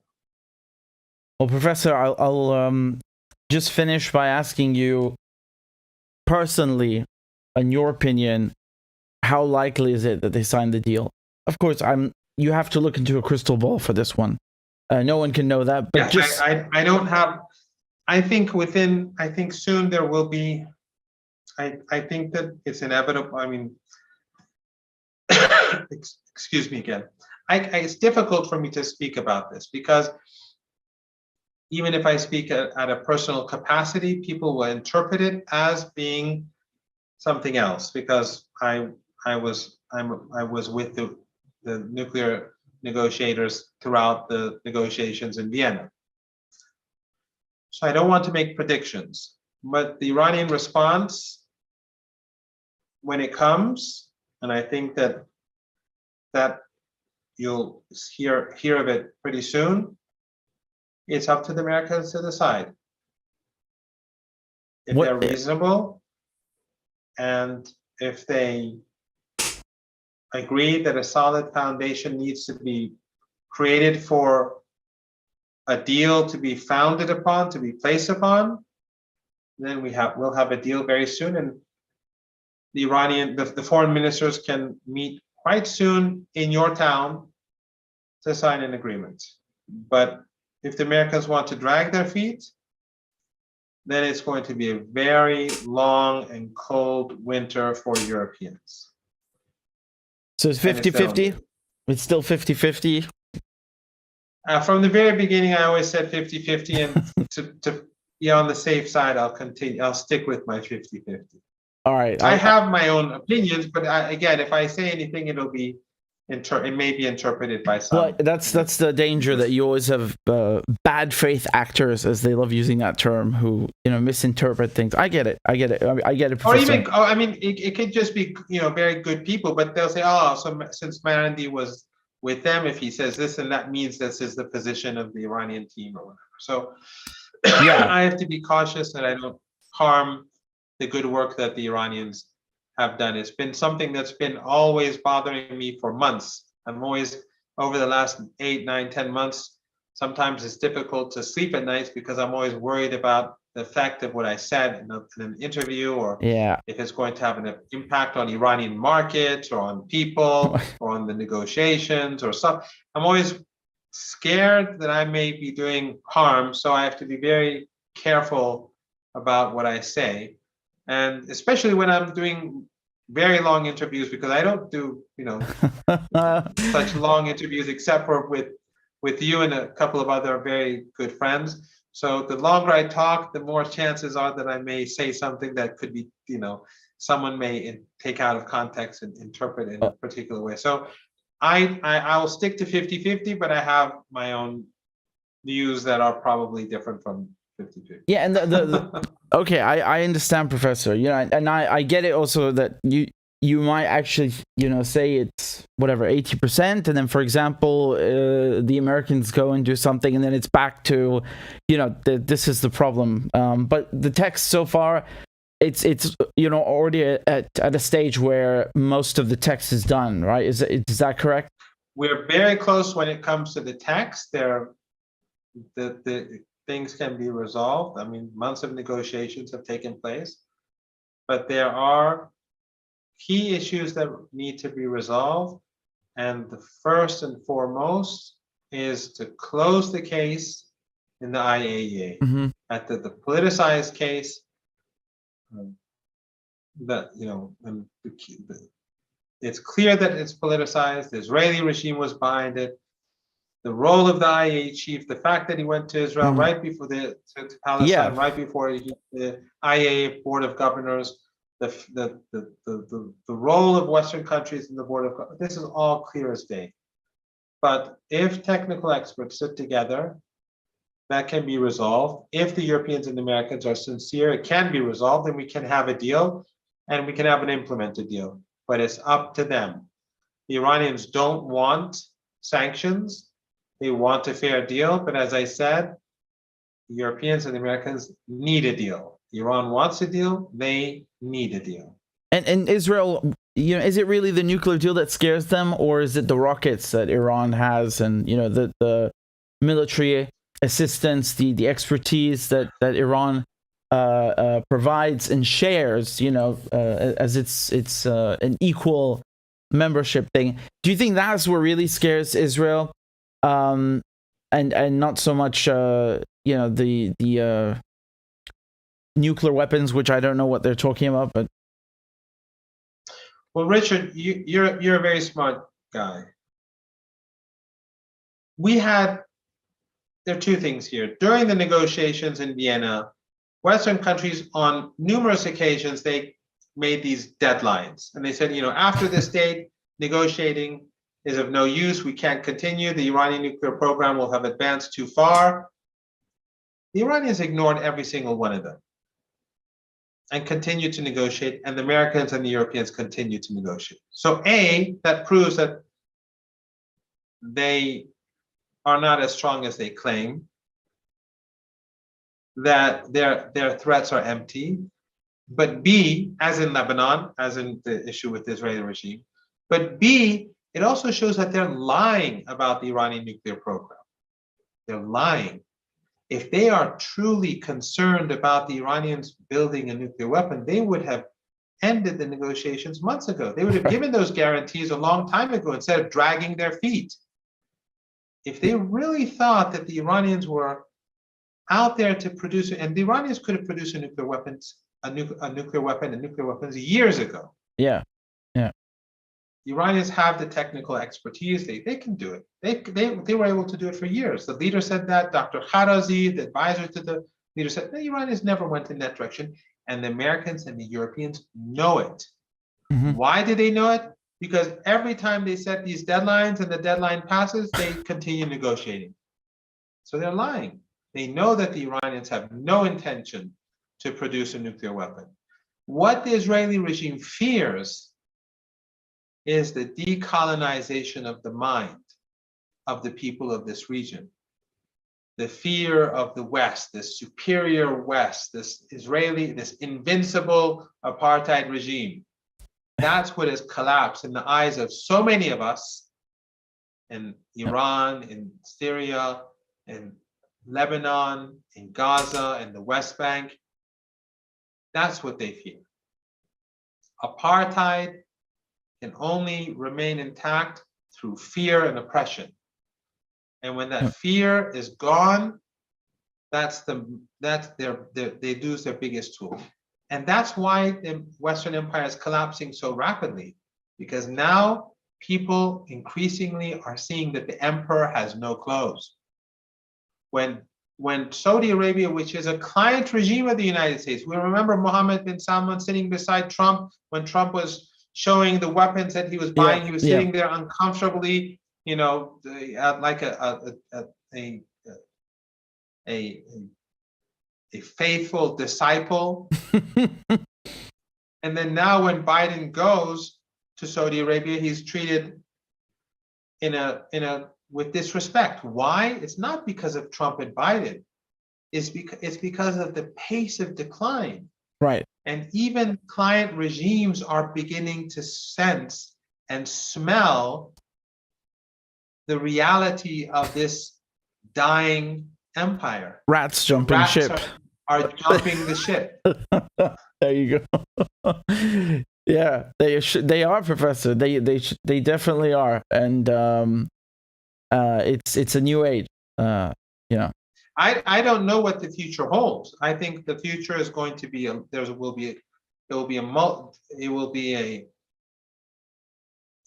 chaotic multi-world order. It will be a multipolar disorder. I think the months ahead will bring about economic crisis and crises across the world. There may be starvation, economic collapse. It's not just Europe, but it could be everywhere. It could be Africa, Latin America, Asia. Yeah. Hard times are ahead because of the legacy of Western empire and because of the stupidity of Western leaders today to a large degree. But in any case, this empire has to fall. The only hope for the future is for the fall of this evil empire.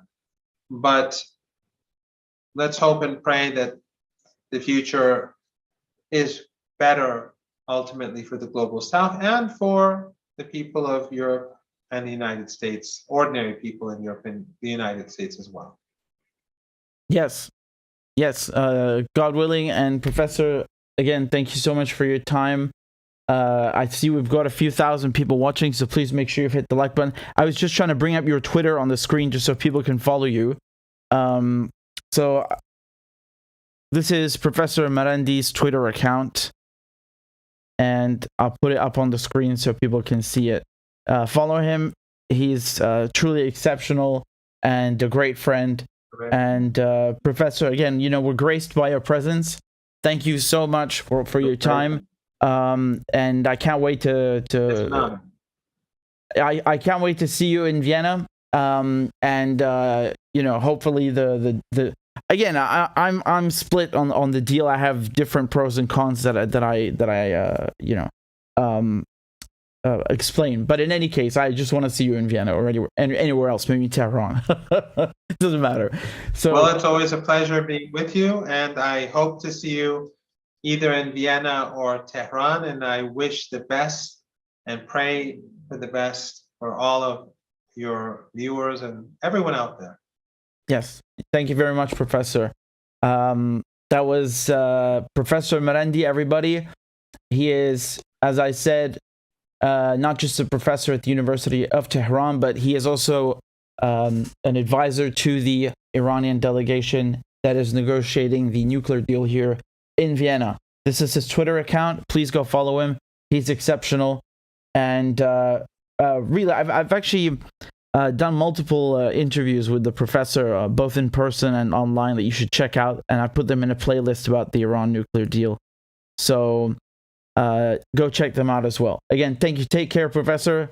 Ma'as-salame. And inshallah, see you here in Tehran. Bye-bye. See you soon. Inshallah.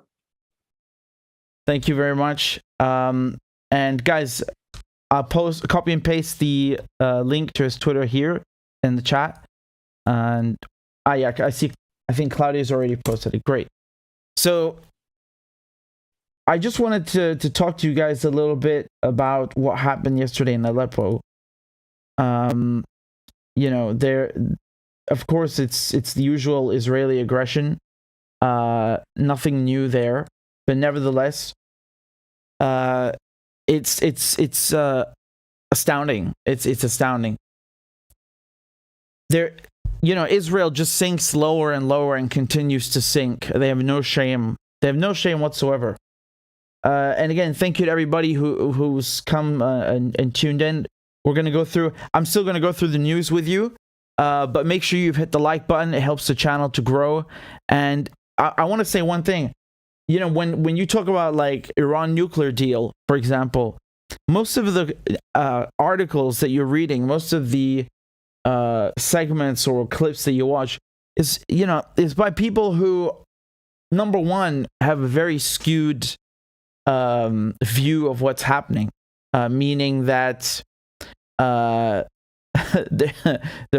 lying. They're trying to push the Western point of view on you, impose it on you, And that's not good. You need both. You need to hear both and then make up your mind, right? Because so I always tell you, oh, look what Blinken said, and then look over here what Lavrov said, right? I don't just show you Lavrov and say this, or show you Blinken. You understand? So be careful what you're reading about the nuclear deal. You know, I'm covering it on the ground. It's been almost 2 years now, or let's say a year and a half, that they've been negotiating. And like I said, most of the sources you're reading, they have no clue what they're talking about. None. It is embarrassing. It is embarrassing. In any case, that was a lovely interview just now with Professor Marandi. He is the best. And again, very grateful for his time. So here we go. Let's have a very tiny break. I'm just going to get something to drink, and then we're going to continue with the news. I have a lot of segments that we have to do, that I want to do with you guys, so don't go anywhere. Be right back in just a minute, and I'm going to play the break screen in the meantime. So let's do that. See you in a minute. I am once again asking for your financial support. A is for all men and women created by go. You know the thing. B is for I'm beginning to see why your wife left you. C is for Corn Pop was a bad dude, and he ran a bunch of bad boys. D is for Don't worry, I'm so serious. Children, I love to hear them. E is for Excuse to walk by the dealer and say, no, I'm not going to be a mule. I got something to do. I got to go do boom, boom, boom. F is for Friend, and she's a friend. She's been my friend in and out of public life. G is for Go to Joe 30330. H is for Hairy legs that turn blonde in the sun. And the kids used to come up and reach in the pool and rub my leg down. I is for I'm a Democratic candidate for the United States Senate. J is for Just look at the record. I have President Biden, Vice President Biden. Well, I tell you what, if you look at my record and you still doubt about my commitment, then you should vote for somebody else. K is for Kids jumping on my lap. And I've loved kids jumping on my lap. L is for The lion, dog, face, pony soldier. M is for Make sure the television, make sure you have the record player on at night. The phone, make sure the kids hear words. N is for NATO. O is for The only African American woman that's ever been elected to the United States Senate. P is for Poor kids are just as bright and just as talented as white kids. R is for Rest her soul, and although she's your mom's still alive. S is for Send a text to the word united. T is for Truth over facts. U is for Union workers, the UAW took incredible cuts in their future. V is for Don't vote for somebody else. All right, thanks so much. W is for Why? You're getting nervous, man. Calm down. It's okay. X is for Xi Jinping. Y is for And you ain't black. I am once again asking for your financial support. A is for All men and women created by go. You know the thing. B is for I'm beginning to see why your wife left you. C is for Corn Pop was a bad dude, and he ran a bunch of bad boys. D is for Don't worry, I'm so serious. Children, I love to hear them. E is for Excuse to walk by the dealer and say, no, I'm not going to be a mule. I got something to do. I got to go do boom, boom, boom. F is for Friend, and she's a friend. She's been my friend in and out of public life. G is for Go to Joe 30330. H is for Hairy legs that turn blonde in the sun. And the kids used to come up and reach in the pool and rub my leg down. I is for I'm a Democratic candidate for the United States Senate. J is for Just look at the record. I have President Biden, Vice President Biden. Well, I tell you what, if you look at my record and you still doubt about my commitment, then you should vote for somebody else. K is for Kids jumping on my lap. And I've loved kids jumping on my lap. L is for The lion, dog, face, pony soldier. M is for Make sure the television, make sure you have the record player on at night. The phone, make sure the kids hear work. N is for NATO. O is for All right, guys, let's get down to business.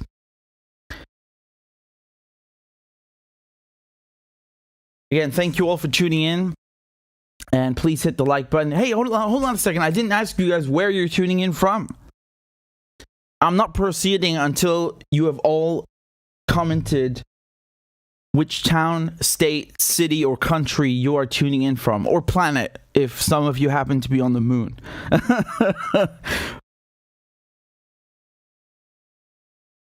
So tell me where you're tuning in from. I'm waiting for the chat to explode. Let's go. Ah, there we go.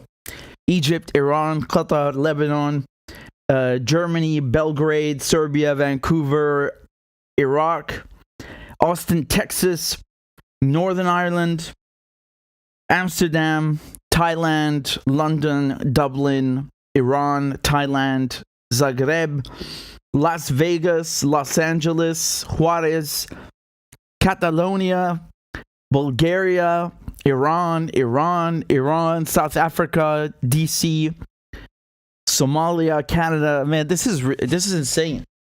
We need to start marking these. I'm wow. I just read out the whole list of countries, man. No, but seriously, I think if we looked, we find all of them. Isn't that amazing?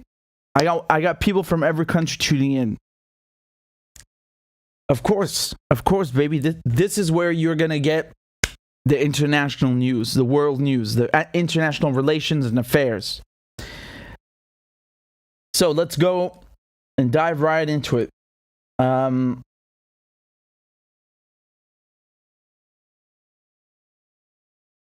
right.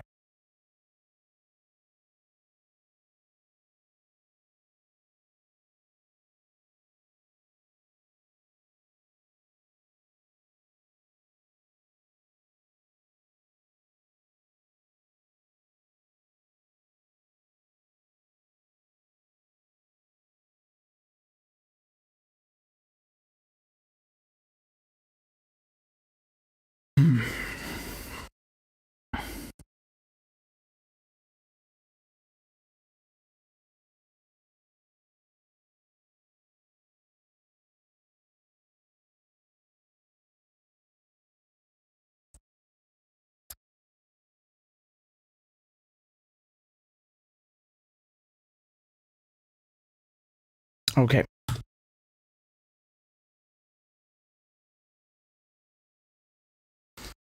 Israel has gone and bombed Syria again, as they do every week. However, this time they actually bombed Aleppo International Airport. Okay, so again, this is civilian infrastructure. It's the international airport where I have landed many times. Because the plane's going to Damascus, sometimes they land in Aleppo. Some people get on, some people get off, they refuel, and they go to Damascus. And they bombed it. Israel just went ahead and bombed it. Here's the statement from Sana. So this is the state outlet, basically. It's the Syrian Arab News Agency, but it belongs to the Syrian government. And you can see here the announcement on August 31st, 2022. They say that the Syrian Army Air Defenses confronted Israeli missile aggression on some points in Damascus countryside. So that's one thing. And then down here, they talk about Aleppo. So they say that at 8 p.m., the Israeli enemy targeted Aleppo International Airport with a missile strike that caused material damage to the airport. When they say material damage, that means no one died or was hurt, thankfully. Still, dude, like, why are you doing this? You remember a few months ago. By the way, here, let me show you a video of the attack, and then I'll tell you.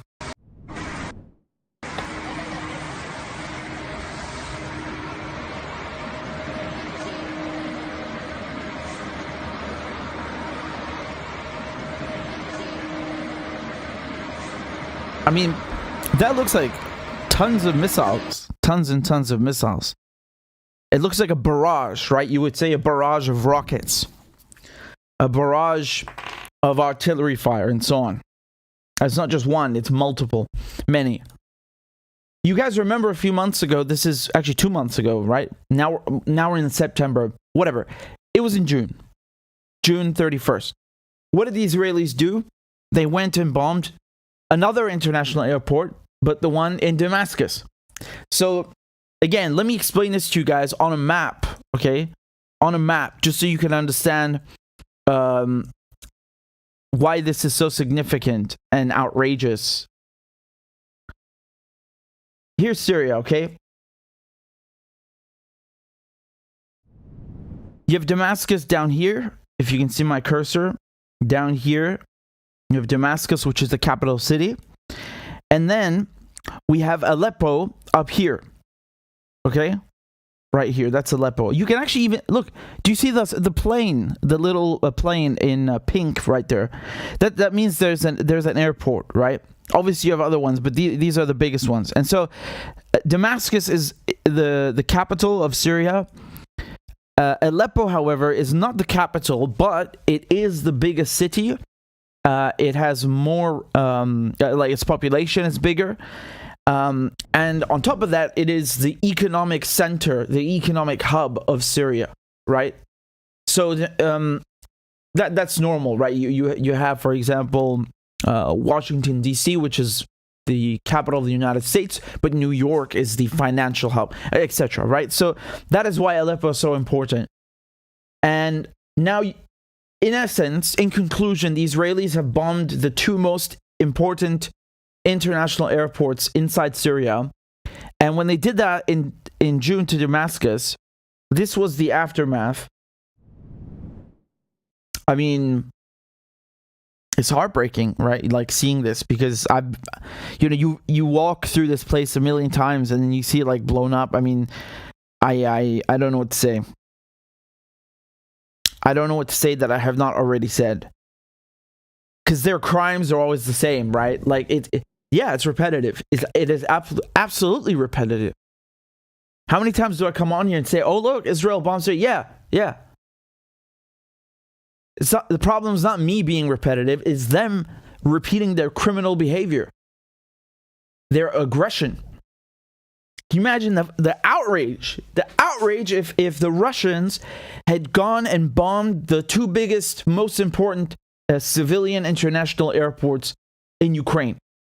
Like I'm not saying, oh, they dropped a bomb somewhere in the baggage collection and thank God it didn't. No. This is complete destruction. When they bombed Damascus airport, the runway was completely and utterly destroyed. There was a photo, a satellite photo, right? There was a satellite photo of the airstrike in Damascus, showing how the Israelis had specifically pinpointed the runway. Okay?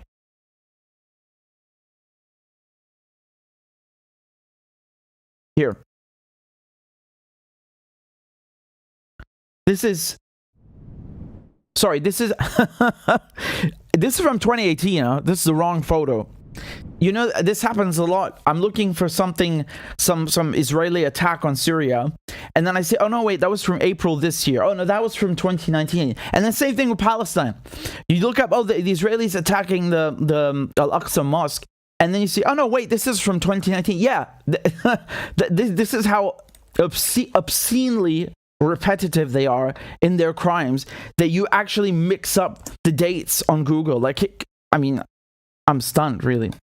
Here, this is the one I actually wanted to show you from this year, right? From this year's Israeli bombing, not the other ones. This is the photo.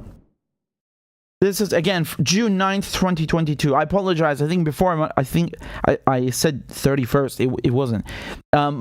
It was June 9th, and you can see here in the squares the runway, being completely taken out of action by the missile strikes. So this is the missiles were specifically pinpointed in increments, equal increments on the runway, or runways, I should say, because they targeted both the civilian one and the military one. So the Israelis will, purposely and in a very cold and calculated manner, destroyed the most important airport in Syria, and in June, and then last night in Aleppo. All right.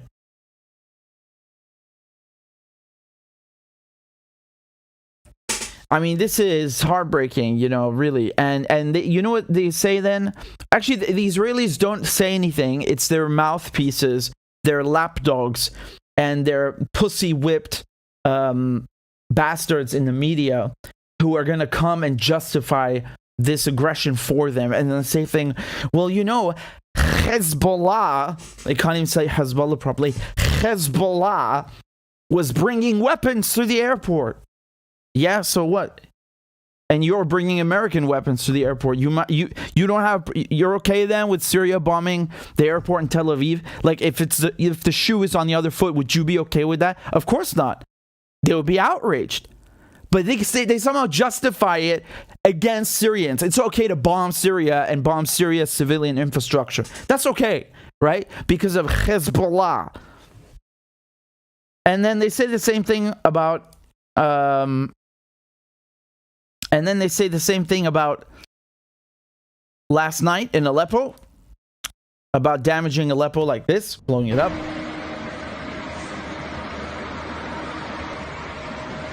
And then they say the same thing about Latakia. So again, I'll show you what the Israelis did a few months ago. They bombed a port.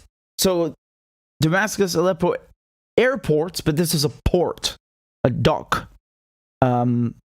And this was in December. So we are in September. Yeah, like less than 12 months ago. Not even a year ago. Here's the headline from The Guardian. They said, Israeli airstrike sets port of Latakia ablaze. I always love this. They say, says Syrian media, or says state media. Like as if the fucking video of the port on fire, literally on fire in front of them, is not enough, right? Like, this is a way to kind of, discredit the report and cover for Israel or the United States. They'll say like, oh my God, there was a strike in Syria, or in Lebanon, or in Palestine, according to the state media there. Like to sort of give this, like, put this, plant the seed in your mind that maybe it's not true because the state media said it. And you guys know the state media there, they're dictators and authoritarians, and it's all totalitarian, right? Whatever the state says follows in the media. So don't believe them. You're The Guardian. You can't verify yourself. Here's a video of the flames. Completely destroyed, really. There you go. The Syrian state media report. The videos, they're not enough, apparently. And so, the way the Israelis justify this,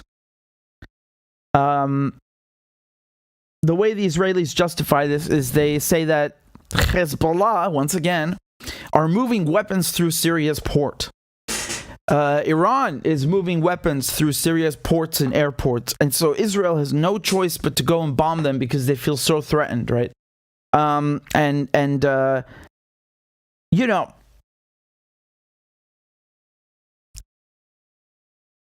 posted this on Twitter and I showed it to you before. After they bombed Latakia, there was a container full of Nescafe 3-in-1. And I mean, to be fair, although they're not weapons, it is still a war crime to destroy so much Nescafe 3-in-1.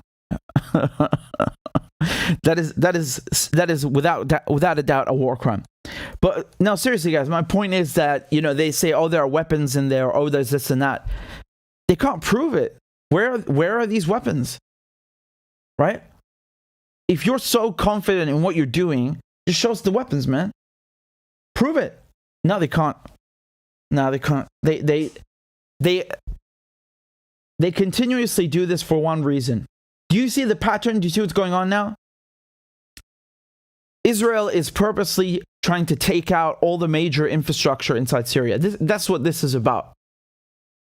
And Israel is doing this because it can. For some reason,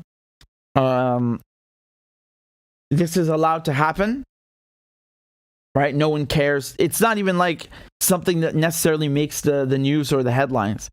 Right? Like, who cares? Oh yeah, it was Syria, whatever. Right? But it is very important. It is very important.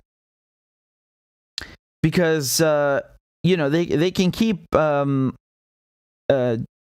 this, but one day, I mean, you know, this is going to provoke a war. This is going to turn into something bigger. And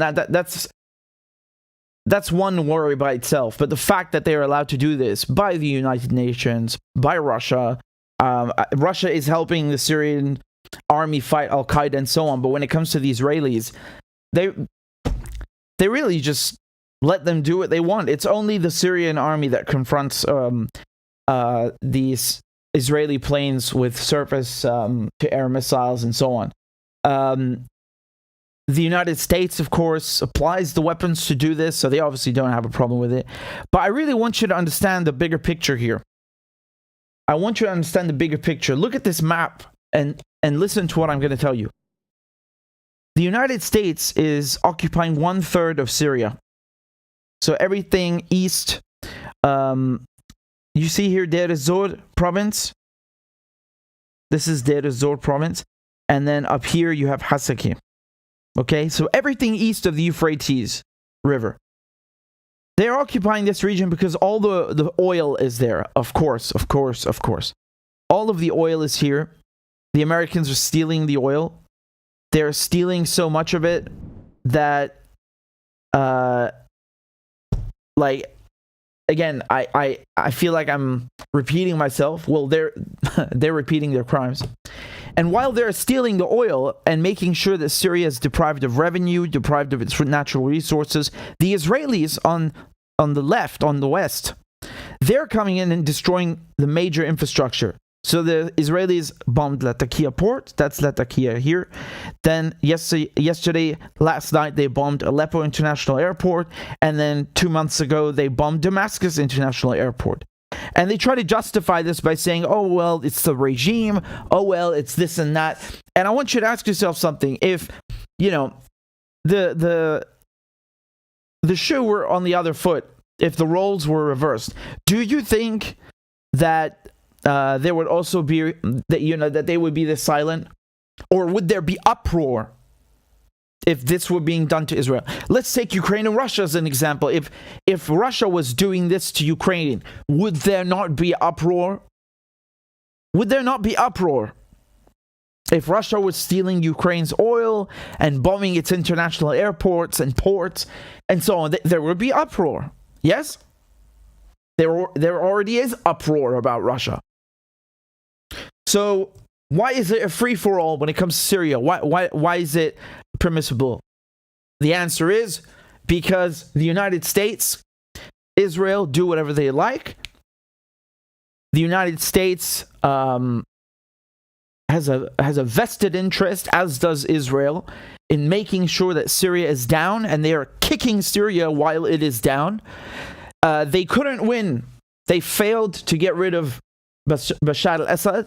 They failed to execute their regime change project, and therefore they are now screwing Syria over with sanctions as well, with the Caesar Act sanction. And again, you'll have people from A to Z saying that, oh, that's the reason why we need sanctions, this and that. Yeah, you know, try going without petrol, without bread, and see how you fucking like it. Yeah, you go put yourself in the same conditions, deprive yourself of basic necessities, and let's see how much you're going to defend sanctions then, motherfucker. So this makes me very angry, you know, because this situation is so bad. My cousins told me they prefer the bombs over the sanctions. Can you imagine? Like, that's how bad it is. Because they told me that at least when the bombs were coming down, the mortars, you could still go and get stuff. So they're destroying Syria with sanctions. They're making people suffer. It's very vindictive, isn't it? It's like, okay, you know what? I'm going to show you. And then they come and just, you know, throw everything, including the kitchen sink at Syria. And then on top of that, destroying the infrastructure. This is all part of making sure that Syria cannot rebuild. That Syria is in a permanent state, I wouldn't say of limbo, but of misery. And, you know, you can scream Assad and Hezbollah all you like, but you're making Syrian civilians, including people who maybe don't even like the government, you're making them suffer because of this. And interestingly enough, it's only the government areas, meaning where most Syrians live, that are sanctioned. Of course, the areas under control of the Turkish occupation or of the United States and its SDF allies, or the terrorists, the jihadists, those areas, of course, don't have sanctions. Of course. Why would you sanction your friends? That doesn't make any sense. Yeah, it's really disgusting, man. It's really heartbreaking. You know, I know it sounds repetitive, but that's their fault, and that's the least of our concerns here. Okay, whatever. Like, yeah, it's repetitive because they never cease to inflict misery and destruction and aggression on Syria. And this really has nothing to do with whether, you know, you like the regime there or you don't like the regime there. This is aggression by Israel. This is aggression by the United States. It's theft of oil by the United States. This is aggression and occupation by Turkey. And Turkey's now discussing, you know, openly saying that, hey, we want to invade more of Syria. You know, we want to take another 30-kilometer stretch. I mean, are you high or something? Oh, I know. It's okay because Turkey's in NATO, so it's okay for them to do that. Right. How stupid of me to forget. So, again, you know, join me as we continue to unravel and expose and look at the destruction in Syria carried out by NATO and Israel. If it makes you sad, if it makes you outraged, good, you should be outraged. And heartbroken by seeing these things. And you know, the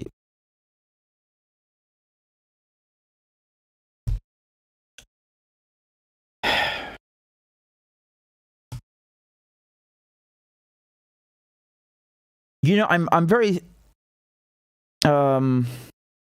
very upset actually, because I don't know Aleppo.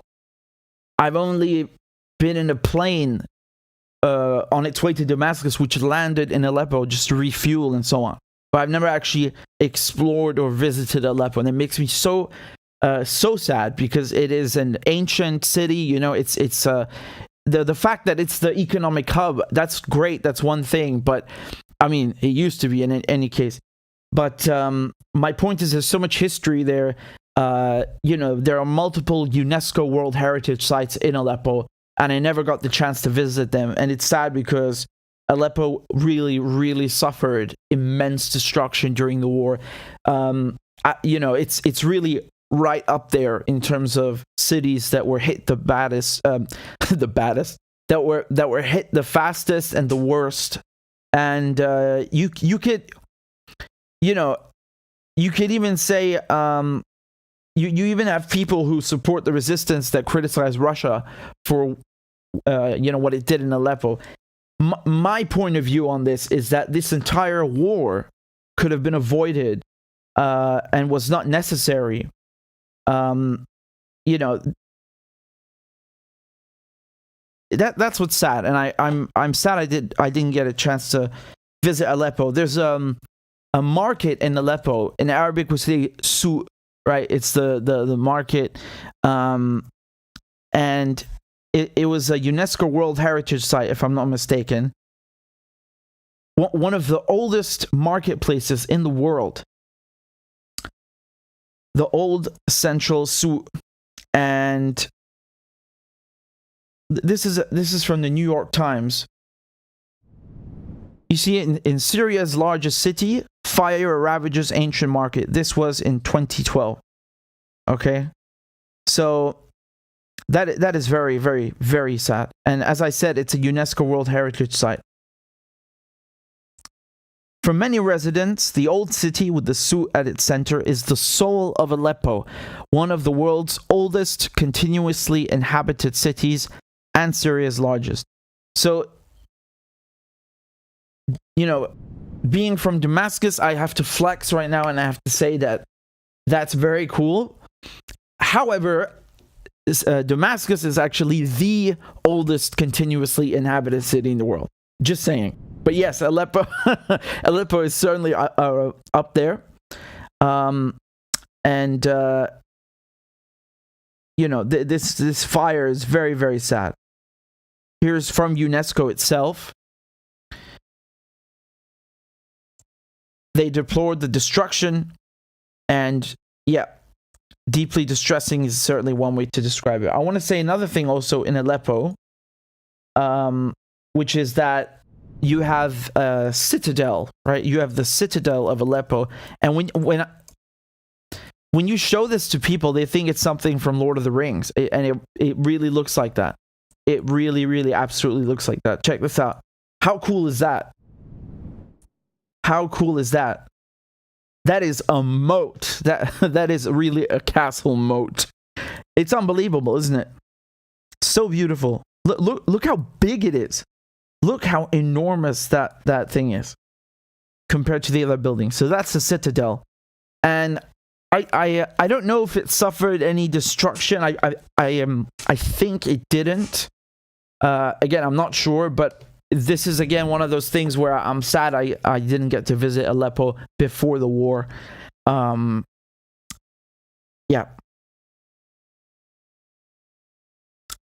Inshallah soon, you know. I just wanted to say that because, you know, we're talking about the airport being destroyed.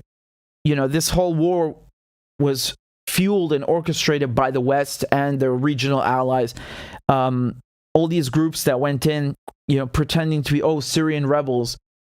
At the end of the day, ultimately, the most dangerous ones became the strongest ones, right? We're talking about extremists, you know, or jihadists, if you will. That's how they... Jihad has many meanings, but we're not going to get into that now. My point is that these groups like Al-Qaeda, which Al-Nusra, you know, is...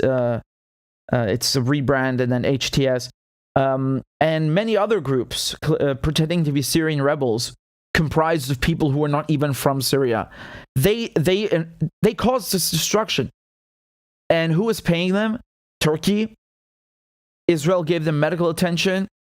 The UK, the US, they not only gave them weapons and money, but also they got the whole media to back them in the mainstream media.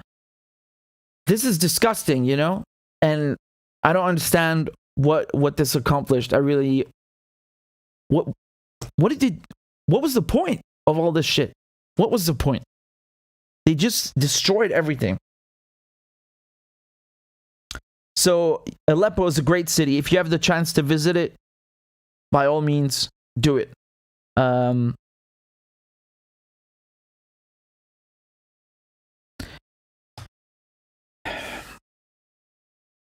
Another thing I'd like to add, because we're talking about destruction, right? Turkey is not only occupying vast swaths of northern Syria, but on top of that, I recall Turkey dismantling around 1,500 factories, like literally coming in, disassembling industrial machines, factory hardware, and just taking it to Turkey, like stealing it. I mean, talk about plundering, right? You got the Americans stealing the oil, ISIS before them, and, running it through Turkey, or Turkey buying it. And then not only stealing the resources buried deep beneath the earth, but also the bloody infrastructure. So they either bomb it, Israel bombs it, or Turkey steals it. Wow. That's really amazing, right? That's really amazing.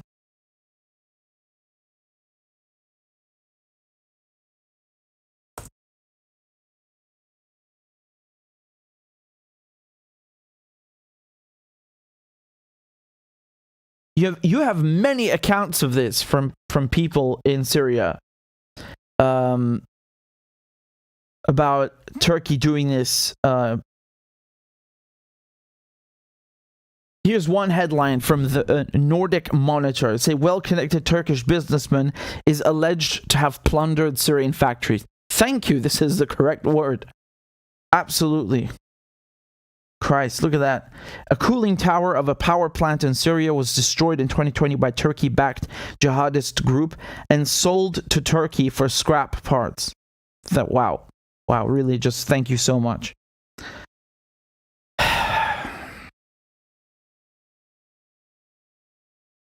This is a letter from Syria's ambassador where he talks about this, right? And keep in mind, sorry, I scroll up too much. This is written on June 20th. So he says, first, since mid-May, the start of the wheat and barley harvesting season, the occupying American and Turkish forces have been burning harvested crops in the Jazira region of Syria in order to strip the country's breadbasket of its bounty. That crime, which constitutes a new form of economic terrorism and is tantamount to a war crime, is being committed against the Syrian people by the occupying forces with the assistance of their affiliated terrorist organizations and separatist militias, which continue to bombard cities and regions, destroy infrastructure, displace people from their homes, murder and abduct civilians, and rob and plunder their property by force of arms. Now, in their latest criminal act, they have burned tens of thousands of hectares of wheat and barley and destroyed and looted power stations, even as they continue to plunder the natural resources of Syria, including its oil and gas. I have never read this letter before, not that I can recall, and I literally just said the same thing to you, right? I didn't talk about the burning of the crops, but it's still I talked about the oil, so it's still theft of natural resources, of agriculture, and then stealing also factory equipment. I mean,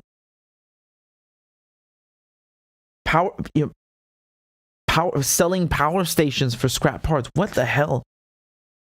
Here, this is 19th of May 2020 from the Syrian ambassador to the United Nations. He says, quote, over the past 2 years, a succession of armed terrorist groups in control of the area have dedicated themselves to looting generators, transformers, central panels, cables, and fuel tanks at the Zayzoun thermal plant and selling them as quote-unquote spoils of war to Turkish traders and smugglers. The latter dismantle those spoils, transport them into Turkey, and sell them illicitly to Turkish investors and manufacturers. They then split the profits with the leaders of those armed terrorist groups, in particular the Levant Liberation Organization, the Turkestan Islamic Party, Haras ad-Din, and Ahrar al-Sham. So, already I can tell you, Ahrar al-Sham, I mean, we all know what these groups are. They're the same shit at the end of the day. They pretend to be this and that. At the end of the day, they are they're the hand of the West in Syria. That's it. They're the hand of the West in Syria. And he named the Turkestan Islamic Party. That is the Uyghur movement, right? So you have about 5,000 Uyghurs from China in Syria fighting, and then the news, they look at Syria and say, oh, look, there's Syrian rebels. What the fuck? That guy came from China. This one came from Afghanistan. He's from Tunisia. Like, what? They're not Syrian, and they're not rebels. They're mercenaries. And this is why the media is so disgusting. It doesn't mean you have to like this side or that side, but look at the language and look at how they lie by omission, right? They leave information out, and it's tantamount to lying to you. So, again, like, how can anyone come in and say this is okay, like Turkey allowing it at best, right? If we say Turkey, we're talking about the armed forces, about the government. These people are not stupid. First of all, Turkey's in NATO. Turkey loves its border so much that it's already inside Syria. So obviously they care and they maintain the border. They're allowing this. You can't, motherfucker. Did you see this powers? Look at that. How the hell can you bring that into Turkey without the Turkish government knowing? It's enormous. And you telling me they're innocent? Nah, man. No. That thing is a spaceship. Christ. So they're allowing this. They're allowing this, and they're buying this just like they bought the oil. And they're funding terrorism.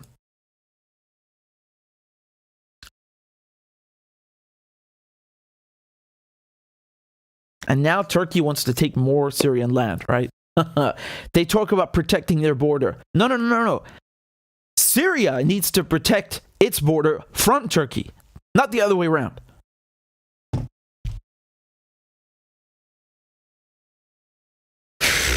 Man. man.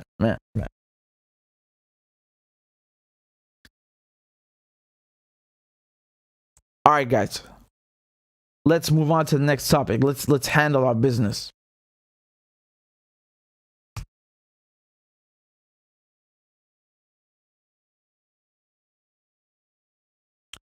So, here's a short clip I wanted to play for you, okay? This is just a tiny short clip that I wanted to show you. Also, let's take a look. as you know, NATO allies provide unprecedented level of military support to Ukraine. Actually, NATO allies and NATO have been there since 2014, trained, equipped. Whoa. What? 2014? What did you say? Unprecedented level of military support to Ukraine. Actually, NATO allies and NATO have been there since 2014, trained, equipped, and supported the Ukrainian armed forces. You what? You did what? Oh my God.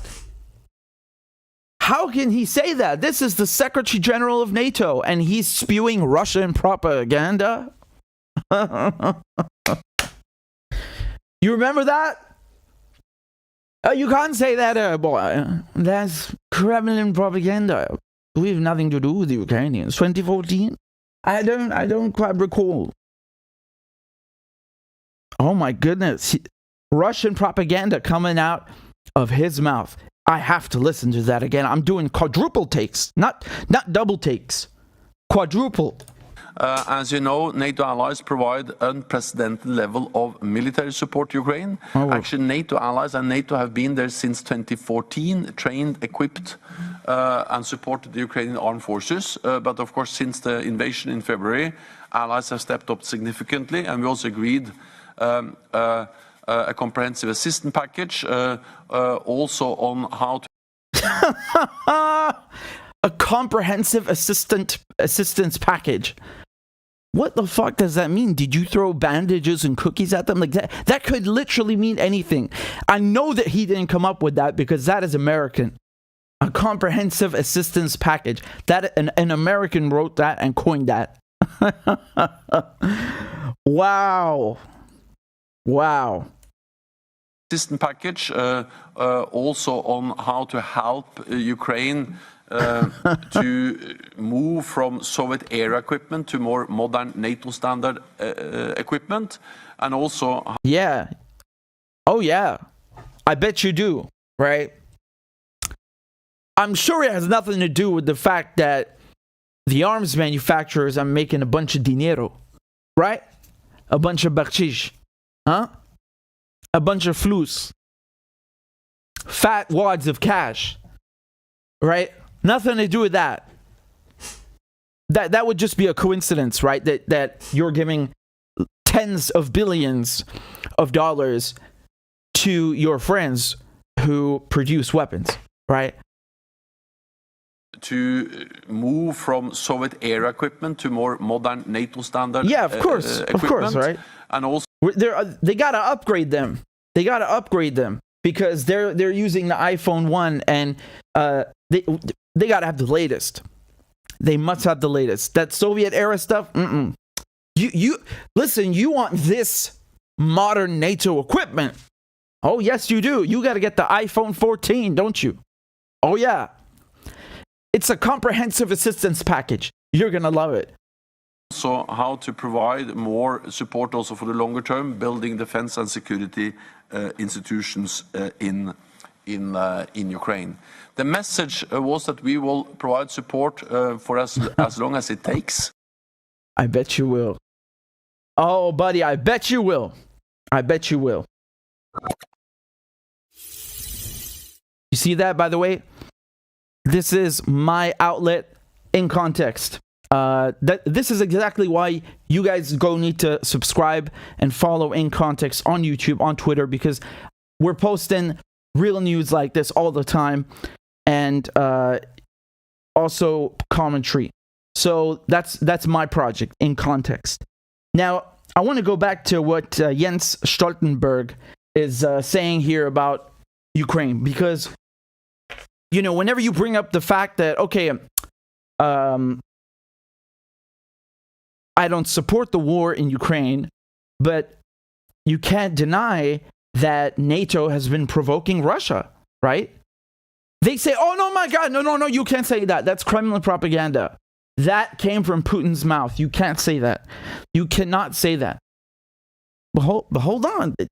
NATO's been in Ukraine since 2014. Training them, you know, like interoperable. Oh, no. Soviet propaganda. It's getting worse, right? But NATO's been training them for interoperability, right? So it's like a modular project. You take Italian unit out and you put a Ukrainian unit in, and the Ukrainian unit can speak with the other unit, the British unit, and they can cooperate together because NATO's trained them to the same standard. Oh, no, that's Kremlin propaganda. Well, damn, man, you need to check your man Stoltenberg, because he just spit it all out.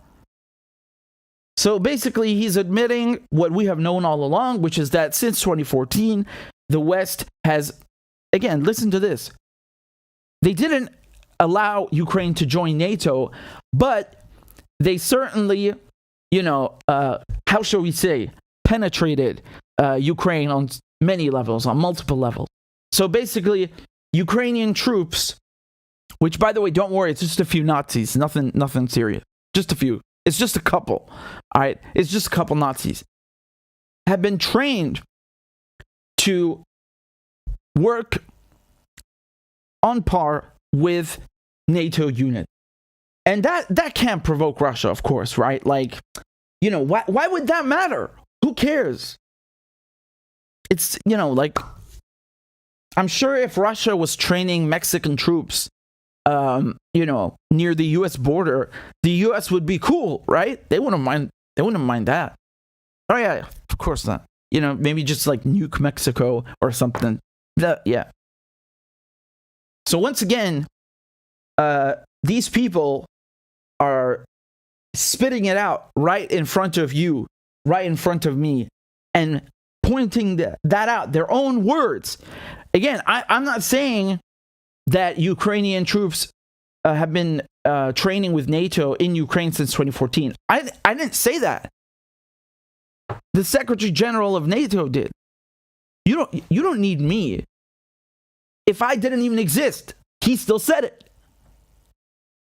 He still said it. He admitted it. He said the truth. And we are not allowed to point out the truth in this day and age, because pointing out the truth, pointing out that the emperor has no clothes and then the Western empire is collapsing, you can't do that. That's Russian propaganda. All right, whatever. I wanted to show you this clip because it's so funny and interesting sometimes how these officials, they straight up say the exact same thing that, we crackpots are saying, right? And then no one cares. And it's just like they brush it off like it's nothing. And you and me, and other independent journalists, whoever, anyone, just listening to this clip and pointing that out is forbidden. Verboten. Because there is hysteria. There is a mass panic, mass hysteria era that we're living in. You understand? It's like the Red Scare. And of course, there were already 2 Red Scares. You got to have multiple Red Scares. Always, keep the Russians on their toes.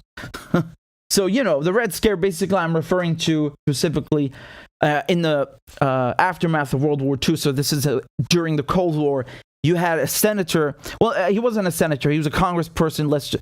If I'm not mistaken, McCarthy, right? So he was basically the one who led these witch hunts, these, political persecutions against people that he didn't like. And he would, they'd accuse them basically of being a communist or being a Soviet sympathizer or whatever, and destroy their careers, humiliate them, eviscerate them just by accusing them of this and that. And today we are in a 3rd Red Scare. And to the point that I don't even know what to say, because when they do shit like banning people in the EU from buying houses or any property because they're a Russian citizen, I'm just stunned. I'm just stunned. I'm not saying it's that much worse than in the 50s. Let's just say it's on par, shall we? Like right now, it's just straight up Russophobia. Everything Russian is verboten. Anyway, enjoy the mass hysteria while we are still in it. And never forget, sometimes politicians, military officials, and the like can be honest. It's just the media won't tell you what they said. God damn it. I want to show you something else, speaking of the media and how disgusting they are. All right?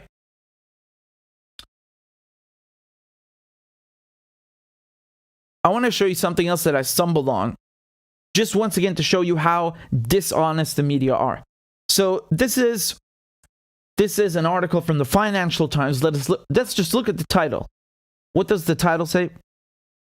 Quote, Russia rules out peace deal to end Ukraine war. Russia rules out peace deal to end the Ukraine war. Okay, let me just scroll down a second and read this article to you. Right? So it says that, quote, Moscow sees no possibility of a diplomatic solution to end the war in Ukraine and expects a long conflict, a senior Russian diplomat has warned, as Vladimir Putin's full-scale invasion reaches the 6-month mark this week.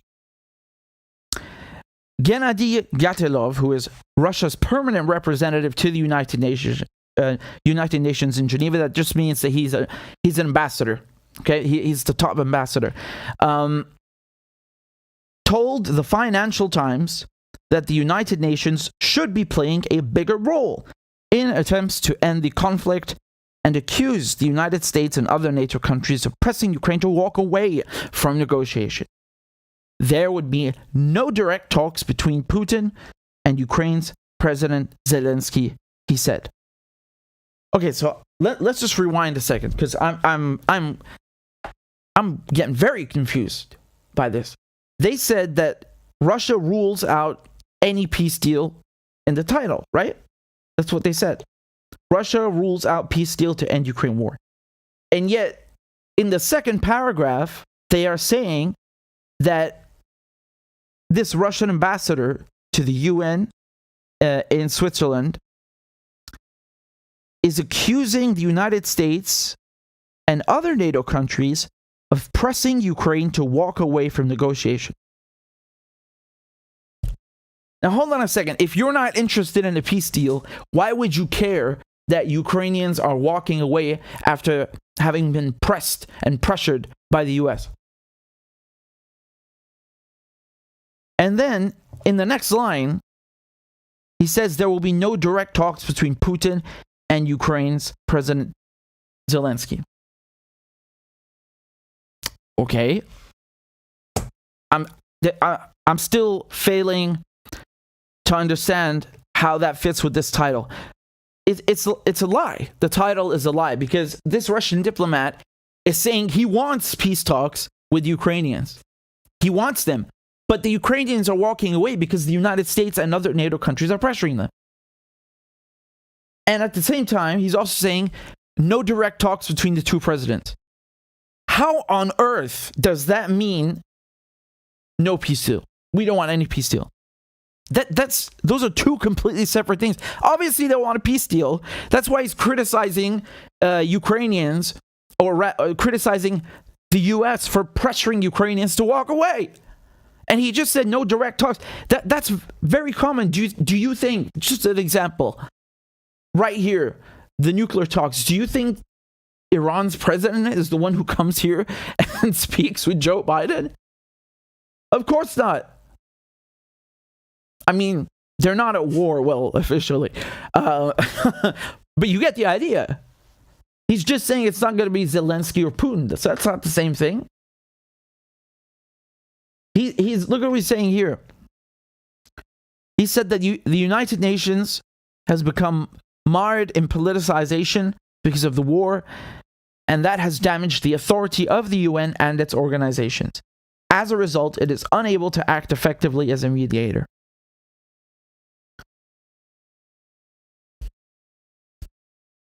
Again, he's criticizing the UN for not being good at mediating. So obviously, that doesn't mean Russia refuses a peace deal. No, on the contrary, for me, the feeling that I get reading that is that they do want a peace deal, and they're complaining about the UN not being good enough at mediating. Look what he said here. This is very interesting.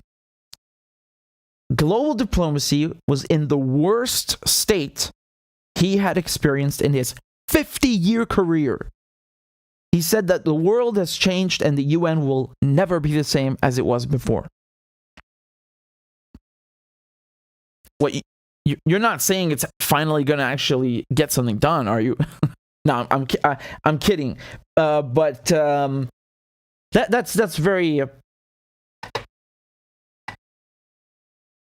I'm sure other diplomats said that before him, and especially during war. Yeah, but I want to say something, because you guys and I, we looked at these UN votes. Remember, there were multiple resolutions to condemn Russia, to ask Russia to end the invasion and so on. And, what struck me, and I showed this to you, is that a lot of countries with, let's say, well, Venezuela is not a neighbor, but, a lot of countries that are emerging, let's say the BRICS, for example, right? We had India that didn't do it, China that didn't do it, and only South Africa condemning Russia.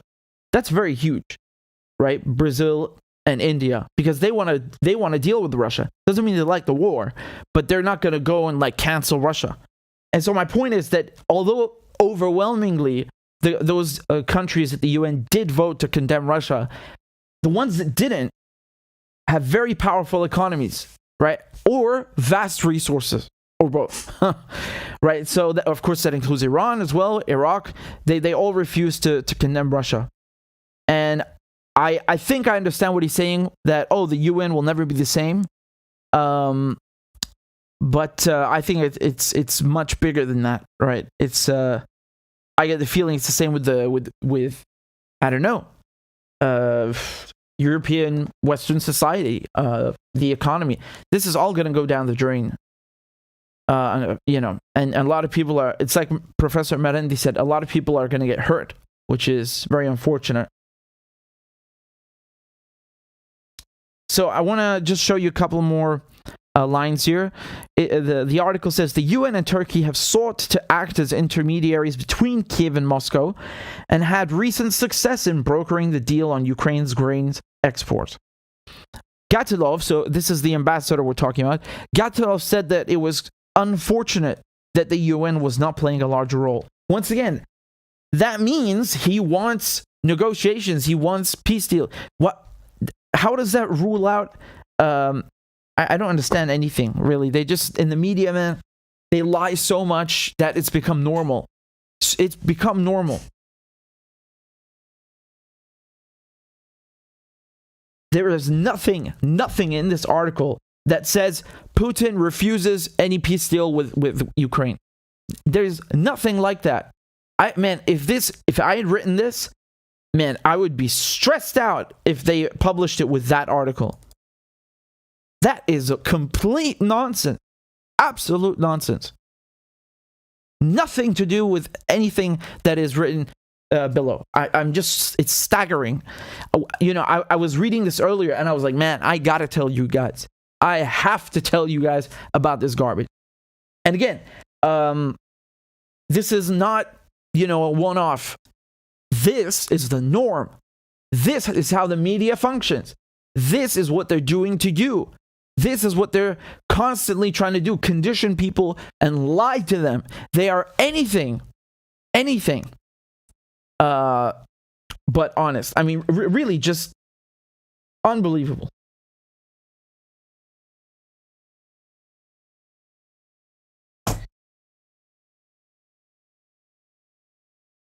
What do you guys think of what's happening in Zaporizhzhia at the nuclear plant? Right, so it's the largest in Europe. We talked about it before. How, you know, they said the Russians are shelling it, and I mean, I have no doubt that there was shelling in the vicinity, perhaps even in the perimeter of the nuclear plant. But I don't think anyone, neither the Russians nor the Ukrainians, I hope so. I don't think any one of them is planning to actually blow up a nuclear plant. Again, perhaps that's a bit naive because there are a lot of whack jobs on this planet, and some people could be an intelligence agency in the West, who knows, would actually do some shit like that, right? They're dangerous. They're dangerous. How are you guys doing? How are you guys doing? I'm just going to read out some of your notes. There's a donation here from Halabi. It says, keep up the great work. Thank you. I appreciate it very much. And as I read out your guys' donations on PayPal, please consider supporting the show. There is... hold on, let me put it up on screen. There we go. You can scan the QR code and donate on PayPal or CashApp or whatever you want. You can put in a comment or a question, and I'll try my best to answer it. Again, sometimes it's so overwhelming that I can't even get through all of the super chats. So thank you guys very much. I appreciate it. And if you want, you can also send a donation through YouTube. Right now in the chat. Man, you know what I discovered? You can actually super chat a video, because usually you can only tip someone or donate rather on a live stream like right now. But apparently you can do this now on a regular video that's just been uploaded. No live stream. That's pretty impressive.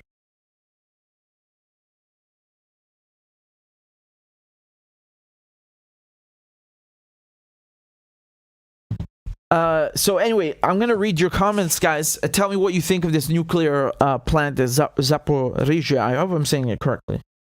I'm going up and scrolling to see where you're...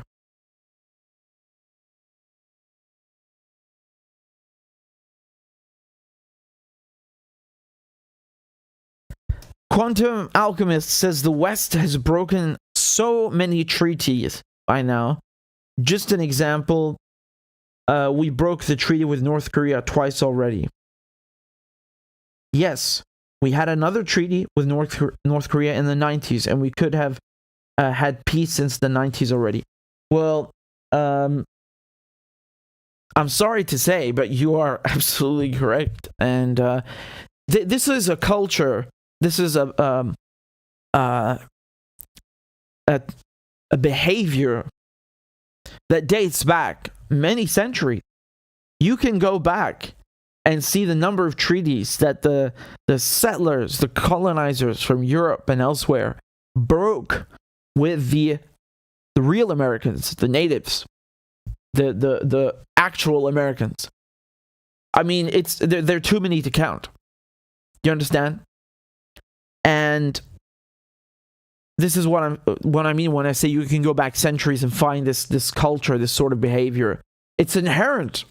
It's inherent, and I think it's you know, it's gonna get all of us into trouble now, because they, you know, even when they try to make peace, they don't actually do that. And they're risking their own citizens and their own countrymen. You know, for example, right now, this Iran deal, if they actually cared about their own people, they would have signed it already, because Iran has so much oil and gas that you know, they could solve a lot of problems, not all of it. But they don't like that. The Europeans, the Americans, prefer to perhaps coup Iran and, you know, install a puppet leader and take the oil and gas that way. Like, you know, the mentality is like, why should we have to pay for it? You know, we can just coup the guy and put in someone we like, which they did. You know, they couped Mossadegh because he nationalized the oil, and they, in his place, installed the Shah. And for many, many decades, he was their point man, gave them everything they wanted, and bought. He was a good customer too. He bought so many U.S. weapons, too many to name. And that's what they prefer, right? They want to install a puppet customer and make, you know, it's all about business. All about business.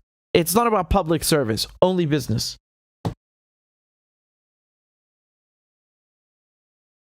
Freedom says, stolen gas is better.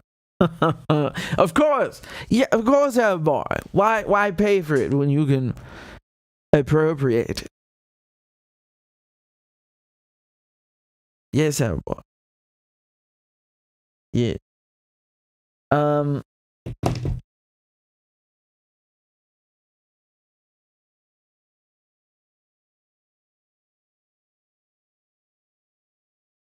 Zaria says, I'm sad I missed the discussion. I haven't been in the lives for a while. So good of you to join us. I'm glad you're back, and stay tuned, because I've still got a couple of things to go through with you guys. And I just wanted to read some of your comments and super chats and donations before I continue. Wow, this is really something, man. I'm looking at NATO crimes. Oh my god. My god. Oh my god.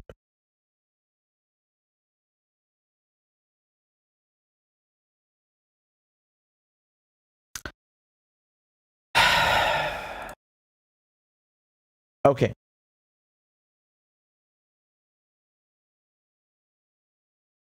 I'm just asking, by the way, I'm just asking Claudia to give me the latest numbers on Patreon so I can show them to you on the screen. And again, I'm grateful for everyone who signed up on Patreon to support the show. Merci beaucoup. So let us begin.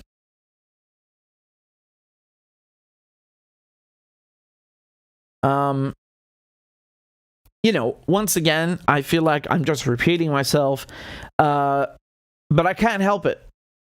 When criminals keep repeating the same crime over and over, I can't help but, you know, show it and expose it to you guys. Here is the headline from the Cradle. Quote, new batch of stolen oil smuggled out of Syria by U.S. troops. This is August 2nd. Right? August 2nd. The U.S. occupation army smuggled a convoy of 31 vehicles from Syria to Iraq in the early hours of August 2nd, including several tanker trucks filled with oil plundered from the resource-rich Jazeera region. According to local sources, the oil was transferred to U.S. bases in northern Iraq via the illegal Al Walid border crossing.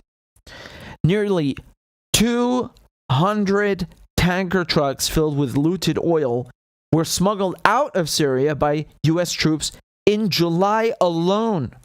In July alone. As Washington has intensified its practice of stealing Syria's resources to sell abroad. I mean, I'm really trying not to cuss. Really trying.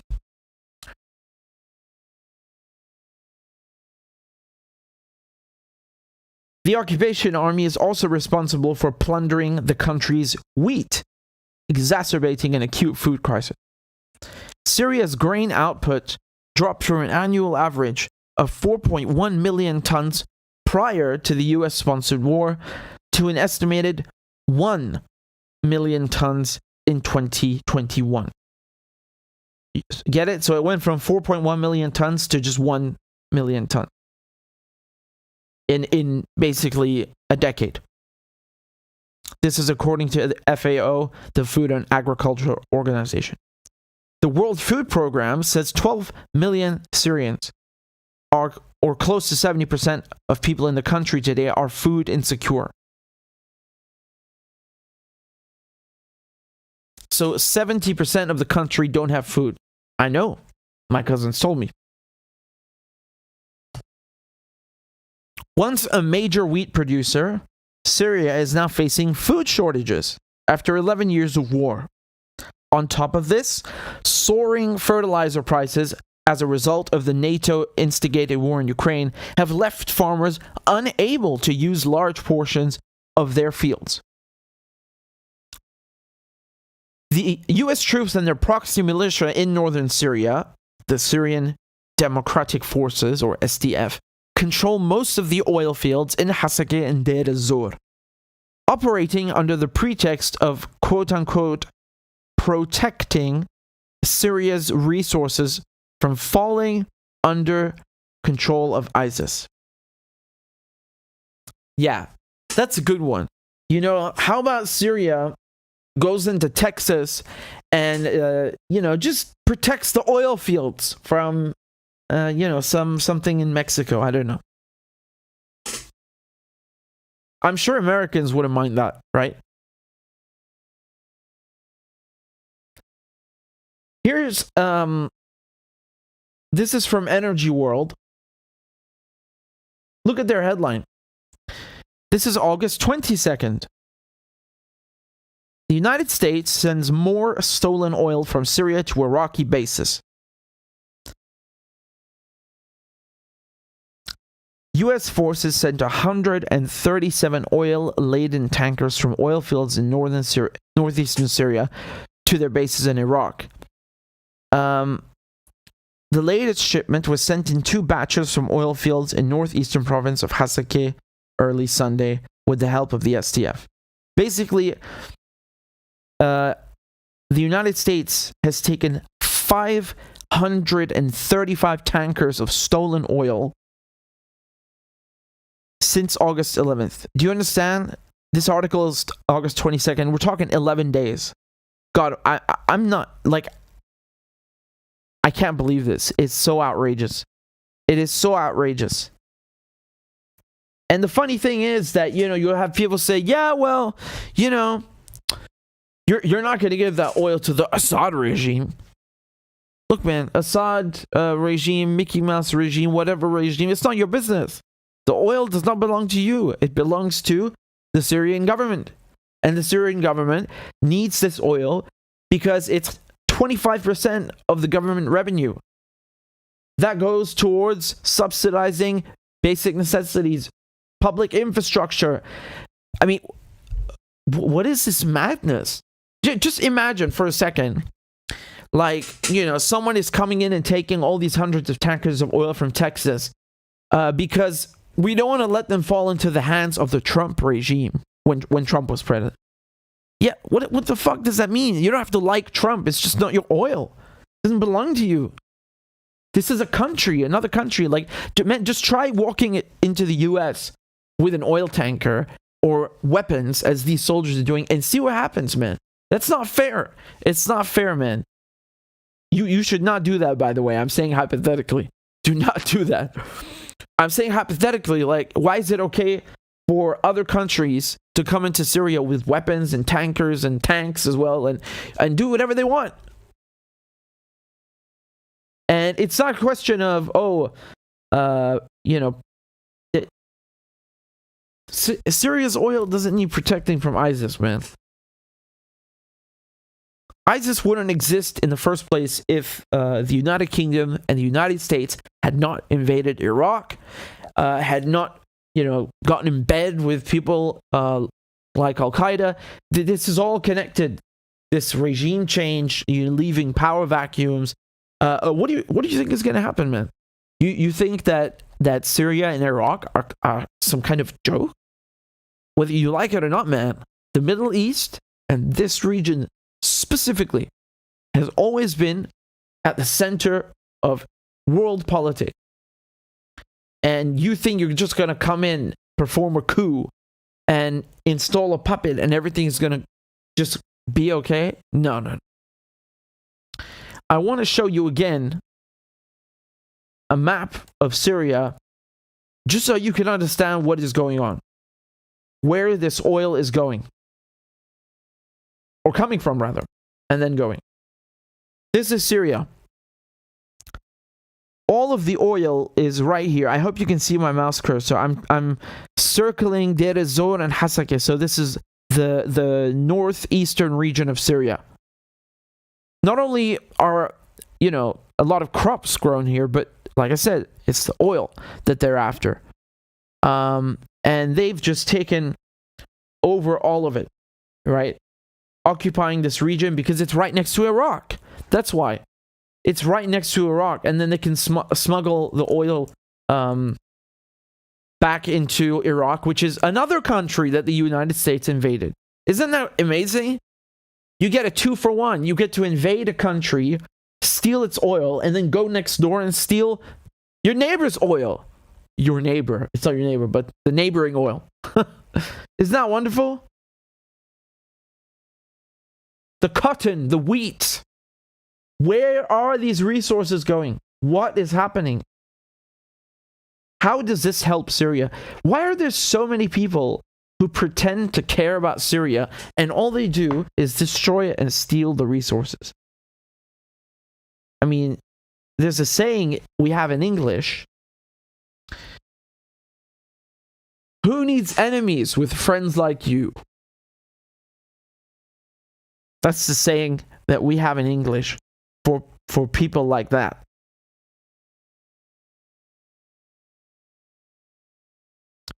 Take a look at this map. The Al Walid border crossing. So the Americans are basically taking the oil and then coming in through here. Hold on a second. Is it that low? Yeah, it is. Abu Kamal, also a very important place, but you remember Biden bombed Syria as one of the first things he did. In any case, this is what is happening, and the numbers are frankly staggering. I mean, I want to show you this from the Morning Star in the UK. I showed this to you before, that the Syrian government, I believe it was the Minister of Oil, said that the United States controls and is stealing more than 80% of Syria's oil. Now, keep in mind, again, Syria is not a major oil producer like Iraq or Iran or Russia or Saudi Arabia. However, for Syria, the oil is very valuable because that's 25% of the government revenue. You understand? So that's according to the IMF in 2010, 2011. So right 2010, right before the war started. And I checked the numbers myself, yeah, it's correct. So I just want to say, like, what do you think, what kind of effect do you think that is going to have on the country, on the people living there? Do you think that's going to help them? Especially in war. Never mind in peacetime. Wow. I want to show you this clip from the Chinese Foreign Ministry.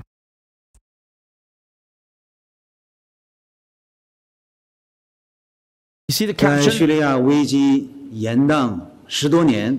It is appalling to see the sheer scale of U.S. plundering in Syria, which has been going on as the country tries to emerge from a crisis. 在叙利亚危机延宕10多年。 It is appalling to see the sheer scale of U.S. plundering in Syria, which has been going on as the country tries to emerge from a crisis that has dragged on for over a decade and the grave humanitarian crisis facing its people. There is no greater injustice than the world's wealthiest country robbing one of the poorest. The U.S. intervened in the Syrian crisis, trying to start a colony. And then, of course, you have people say, oh, China's authoritarian. I don't care. Listen to what he just said. Listen to all these reports. The truth is the truth. And there is no justification whatsoever for this behavior. And one reason that Bashar al-Assad, the Syrian president, in an interview said that he prefers Trump over other, well, not over anyone, but he just said that he prefers Trump because he is an honest enemy, right? He says usually an enemy will conspire and act against you and your interests in secret, covertly.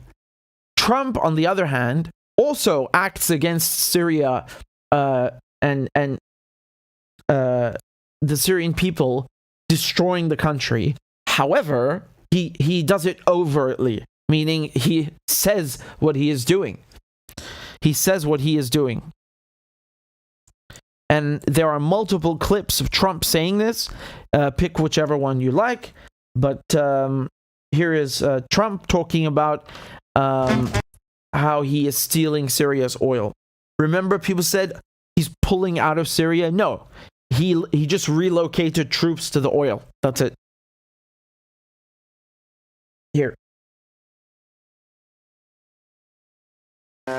This has been thousands of years in the process between borders between these countries and other countries that we're Christ, what an ignoramus, honestly. Involved with 7,000 miles away. So we want to worry about our things. We're keeping the oil. We have the oil. The oil is secure. We left troops behind only for the oil. And I have to just... What more do you want me to say? I mean, this guy... Do you notice what he said? He's like, this is 7,000 miles away. Let's worry about our stuff. Let's worry about our affairs. Good. And then the next line is, we're keeping the oil. Yeah, you know why? Because he is stealing it. Our affairs. Let's worry about our stuff. He thinks the oil belongs to him. This... Do you know what you call this? Do you know what you call someone who says that and does that? He's a thief. He's stealing. You understand? He's a thief. Thievery. Theft. Once again, let's listen to it again. Let's listen to it again. I want to thank the president for the job they've done. Again, this has been thousands of years in the process between borders between these countries and other countries that we're involved with 7,000 miles away. So we want to worry about our things. We're keeping the oil. We have the oil. The oil is secure. We left troops behind only for the oil. And just like when I was showing you the Secretary General of NATO admitting that they've been training Ukraine forces since 2014. Once again, we have the truth straight from the horse's mouth. So it's not me saying that the Americans are stealing Syria's oil, Donald Trump admitted to stealing Syria's oil. If I didn't exist, he would still have said it, and it would still be true. It has nothing to do with me. Well, except that I'm Syrian. But you understand, like, this is not something subjective or my opinion or I'm speculating. No, Donald Trump said it. I also posted on Twitter a clip of a Senate hearing with Lindsey Graham and Mike Pompeo. Remember, Mike Pompeo used to be Donald Trump's Secretary of State, and they also talk about stealing Syria's oil. End of story. This is not a secret. This is not a secret. They are thieves, and they are so shameless that they admit this in broad daylight. And when I see numbers like this, that they're taking hundreds of oil tankers, of course, they would take 1 million tankers if they could. They are thieves. You know, I really wonder, the soldiers who are stealing these tankers, do they not look at themselves in the mirror and say, why am I doing this? You know, am I just a guard? I'm just here like as a mercenary. How does this protect my country? I'm just stealing things. I'm stealing someone else's shit. How does that protect me? How does that protect my country? I'm risking my life. I'm risking my life to steal oil for someone, for some executive, for who knows. Do they not ask themselves these questions?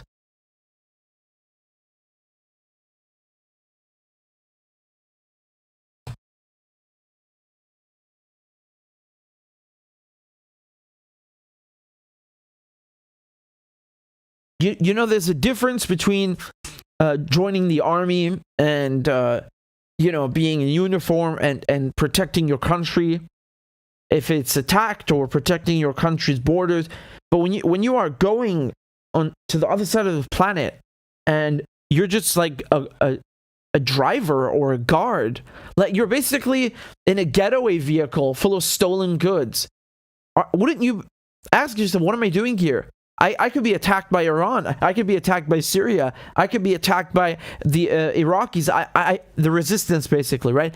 I could have my leg blown off with an IED just so I could steal oil for some fucking rich executive, some prick who doesn't even know I exist. Man, come on.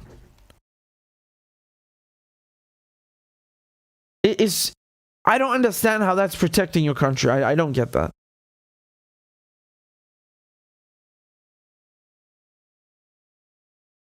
The thing is, it's not anything new, man. It's like, you know, soldiers have been doing this for eons.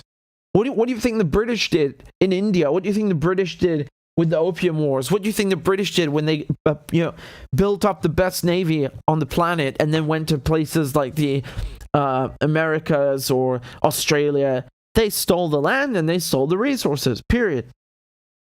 And then, you know, you got people saying, well, I have nothing to do with that. I didn't do that. That was 70 years ago.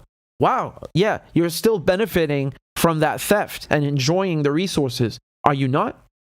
Why are you in a developed country? You think this fell out of the fucking sky? It was stolen.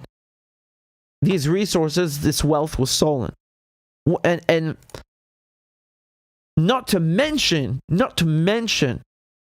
even begin with what happened in Africa. You know, Africa is the most resource-rich continent on the planet. I mean, we are talking unbelievable, unimaginable wealth in diamonds, in raw materials, natural resources, you name it.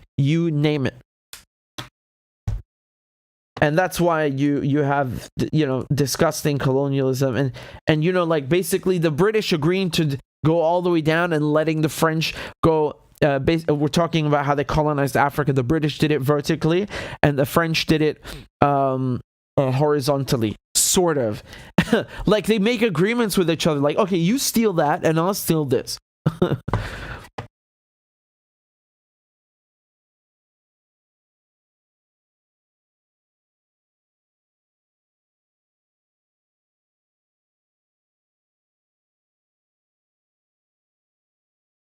There's a beautiful saying to describe what I've just told you, and we have a phrase in English There's no honor among thieves. I think that applies beautifully, succinctly, and quite appropriately to this matter.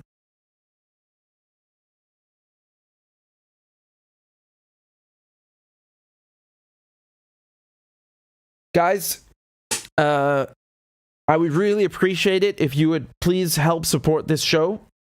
Again, I'm doing my, all my YouTube stuff, all of my interviews, all of this is completely free. All I ask is that you donate $1 a month or $2 a month or whatever, if you can, and it's not inconvenient, because that way I can continue to do my work, and I can keep doing the channel, inshallah, God willing, for as long as possible, forever, and just continue supporting independent media if you can, even if it's not necessarily me, but someone else as well. It's a collective effort to, report to you what's actually happening in Syria. What I just told you about the oil, you will never hear that. You will never hear any report or segment about this on mainstream media. The most they have done is just show you Trump saying it, and that already is an exception.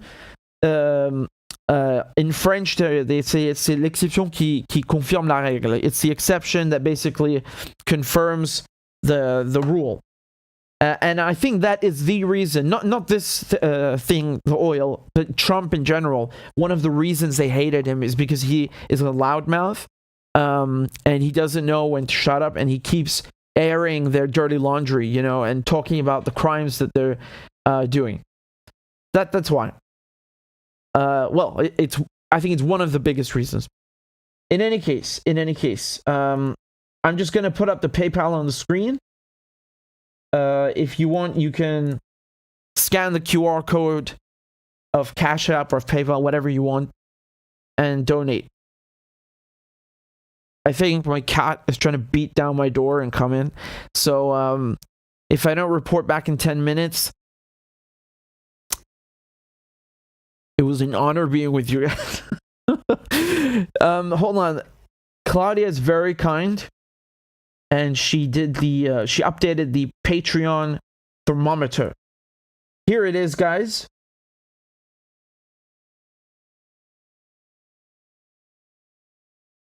$834. We used to have more than that, but because Patreon kicks people off sometimes because their payment method didn't work, or it's oh no, actually I know why. It's the beginning of the month today, and yeah, it did exactly what I just told you. So Patreon tries to bill people, it doesn't work for some reason. They have to use another method maybe, and then they get kicked off. But nevertheless, 834 is absolutely amazing, and we want to get to 850. So guys, we're so close. All we need, just 16 more people. 16 more people, and we will get to 850. We've got 600, 700 watching, so I'm sure there's 16 among you who could spare €1 a month, and I greatly appreciate that. Also, I kind of just want to play a crab dance, so that's the real reason. By the way, guys, if you want, well, actually, I mean, some of you already do this, so thank you. But you can email me with if there's a story or a subject that happens, or whatever subject that happens to cross your mind. Just email me, and oftentimes I'll see something and be like, okay, I have to cover that. I didn't hear about this, or that's really interesting. Let's go and do a little history lesson. Whatever it is, email me, and it's RichieMedhurst@gmail.com. Richie, RICHI Medhurst. And you guys are very kind, honestly. A lot of nice words in general, and thank you very much. Oh, by the way, hey, you know what happened? Man, that video that I did about how basically Israel's trying to take the gas in Lebanon, and Hezbollah put their foot down, and What did we call the video? Let me give you the title. It went viral on TikTok. Almost 1 million views.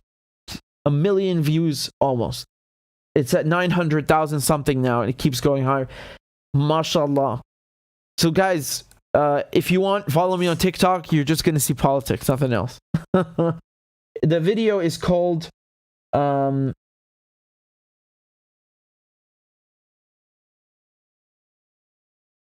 Winter's Coming, yeah. Because it's in... Winter's Coming is in the thumbnail, but the video says the ugly truth about the Iran nuclear deal and war in Ukraine. Winter's coming. Here's the video. Let me show it to you actually on the screen. Claudia was kind enough to fetch it.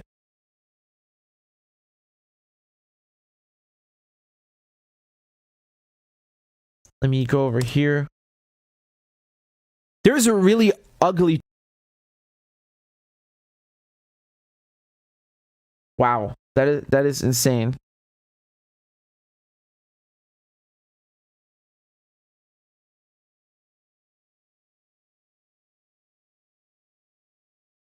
It's a bit weird on the PC, on the computer. I've never seen TikTok on the computer. Whatever, it doesn't matter. Just here, I'll show you the thing on the screen. This is the video.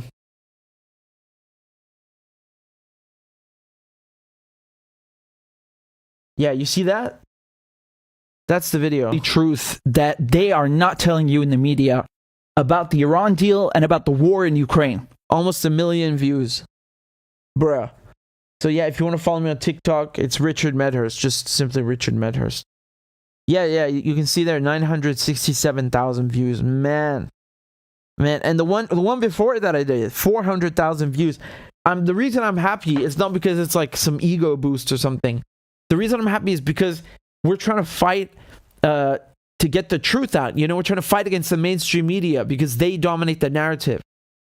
You know, even online on YouTube, they've basically bought out and complained and done so much dirty work so that their channels get promoted the most. And of course, you know, just being corporate media, they go hand in hand. So we are trying to speak the truth. I'm trying to tell you what's happening, cover things that you won't hear elsewhere, really inform you when it comes to international politics and so many other things.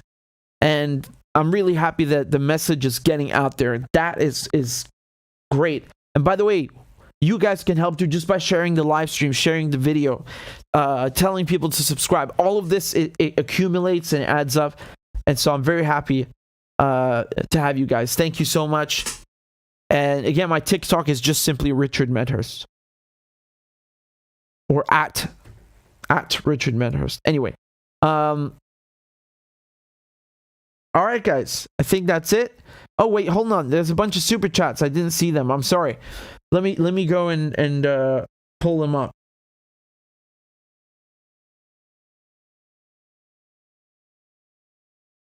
We have one from Macarius. Says, thanks for the show, Richard. P.S. I help on Patreon. Well, thank you. And thank you for the super chat. In addition, I really appreciate that.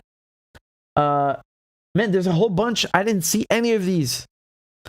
I'm so sorry. It doesn't load sometimes in the browser, so I'm just not aware. We have one from Lurch685. Said Iran should insist on disclosure of Israel's nuke. Oh man, you bet. You bet. That's what I would do.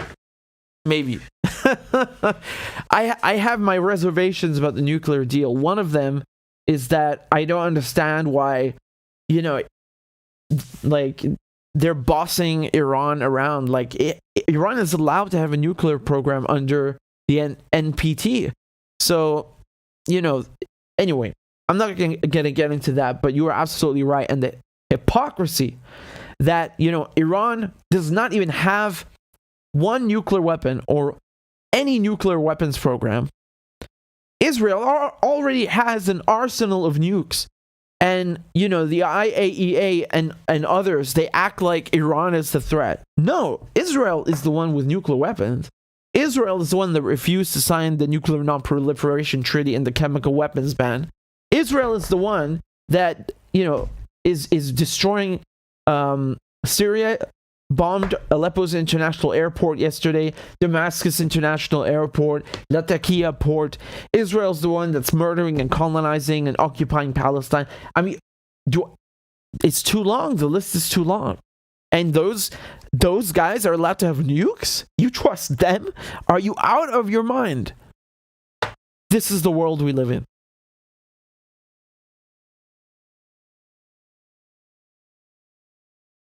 Alan says, Professor, the United States and EU are untrustworthy. Yeah. Alan says that in its 250 years of existence, the United States has spent 240, so most of the time, years robbing other countries. You're not wrong there. I think most of the U.S. Existence, for the most of its existence, it's been at war. Is that correct? I think I don't know the number of years, if it's 240 or not. But yeah. Alan says, will Iran be part of BRICS? Inshallah. I think Argentina might be the next to join because they've been trying for a while now. But yeah, I mean, let me say it this way. How come NATO should be expanding when NATO is an aggressive alliance? Like, BRICS should be expanding. I know they're not the same, but my point is, look at how the West is moving and approaching this. The global South should also be increasing cooperation, and it is, and that's on every level, right? The BRICS is for those of you who don't know, it means Brazil, Russia, India, China, and South Africa. It's basically the biggest emerging economies. And yeah, I mean, Iran joining it, Argentina joining it, that would be great because they are also countries that are, beefing things up. And now with the sanctions removal on Iran, if it comes, there will be a lot of money flowing in, which is good. And regardless, I think that these countries, they're going to stick together, right? They are sticking together. I want to show you. Actually, I was going to cover this as the last thing, and now, all right, let's do it. Okay, fine. I'll cover one more segment, but you guys got to give me a potty break. So, guys, while I'm just getting something to drink, please consider subscribing and supporting the show. Look, we're so close. We are so close to 850. We are so close. And you can donate $1 a month or £1 a month. It's really entirely up to you. And it will be much appreciated. Here, look at the screen. That's $2, $5, whatever. You can click and put in any amount you like and stop anytime you like. Oh, we've got a couple of PayPals. Thank you, JT, for your donation, and thank you to Joanne.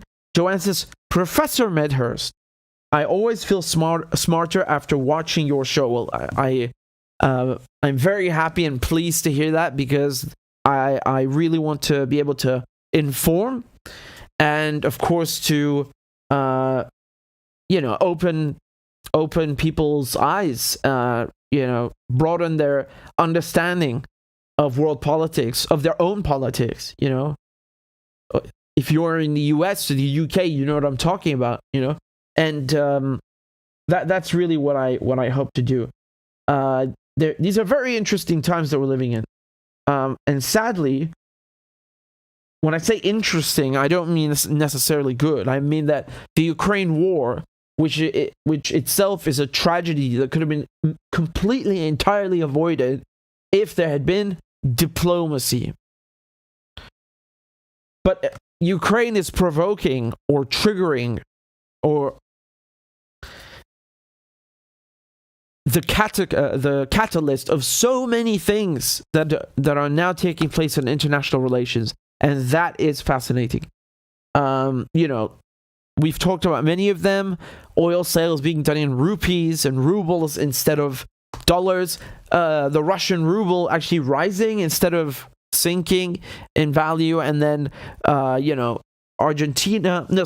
Venezuela and Iran trying to get a piece, shall we say, of the mir payment system. This is nuts.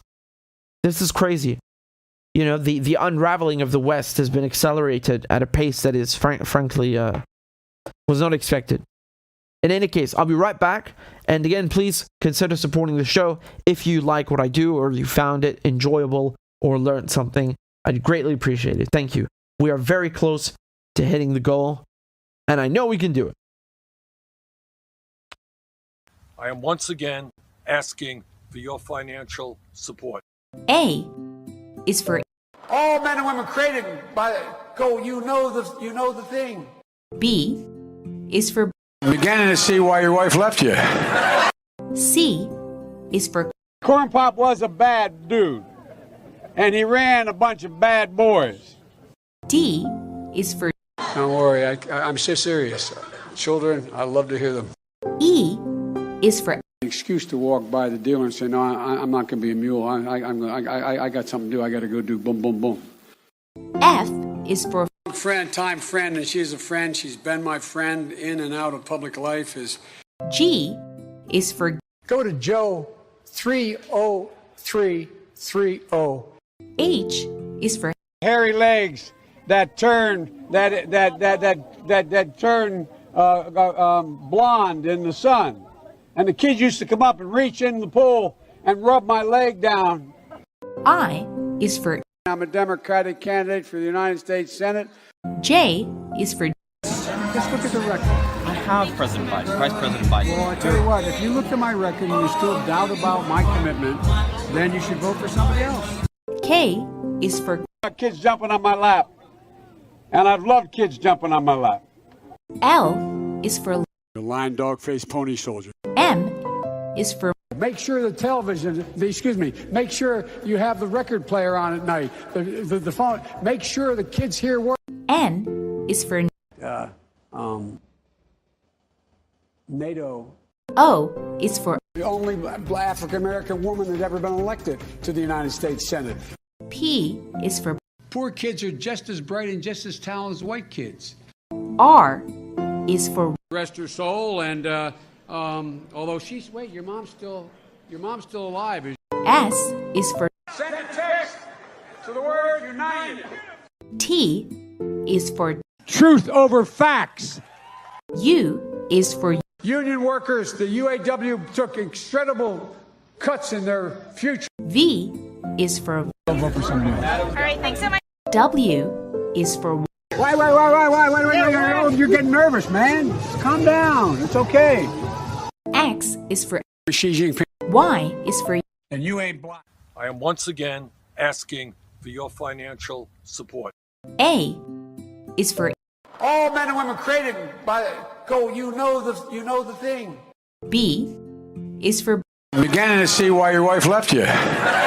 C is for Corn Pop was a bad dude, and he ran a bunch of bad boys. D is for Don't worry, I'm so serious. Children, I love to hear them. E is for An excuse to walk by the dealer and say, no, I'm not going to be a mule. I got something to do. I got to go do boom, boom, boom. F is for Time friend, and she's a friend. She's been my friend in and out of public life. G is for Go to Joe 30330. H is for Hairy legs that turn blonde in the sun, and the kids used to come up and reach in the pool and rub my leg down. I is for I'm a Democratic candidate for the United States Senate. J is for Just look at the record. I have President Biden, Vice President Biden. Well, I tell you what, if you look at my record and you still doubt about my commitment, then you should vote for somebody else. K is for Kids jumping on my lap, and I've loved kids jumping on my lap. L is for The lion, dog, face, pony soldier. M is for All right, guys, we're back. We're back. So I said we could do one more. We've been going for quite a while, so I need to I need to drink some tea, I think, or something. But let's take a look at this article.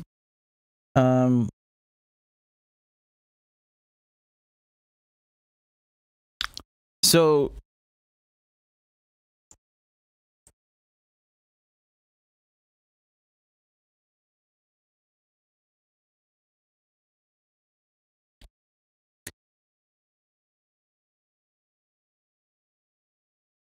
lovely.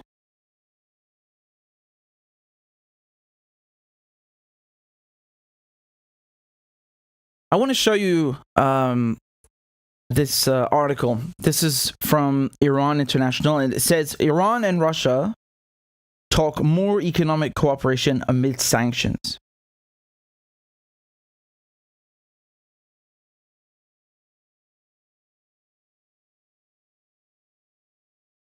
Iran and Russia talk more economic cooperation amid sanctions.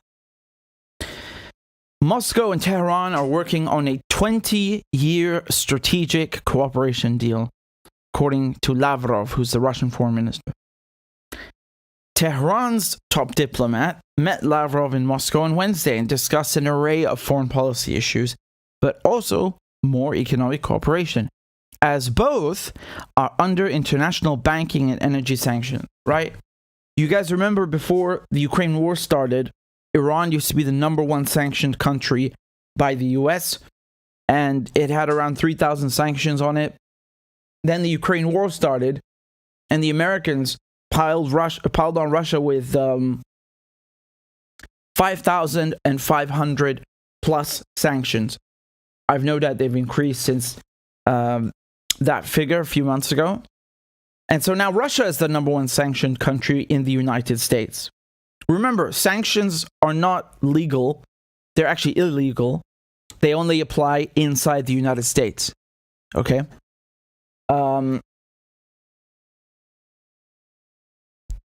Basically, one of the main sectors that was really hit badly by Trump, by his maximum pressure campaign, is Iran's banking sector.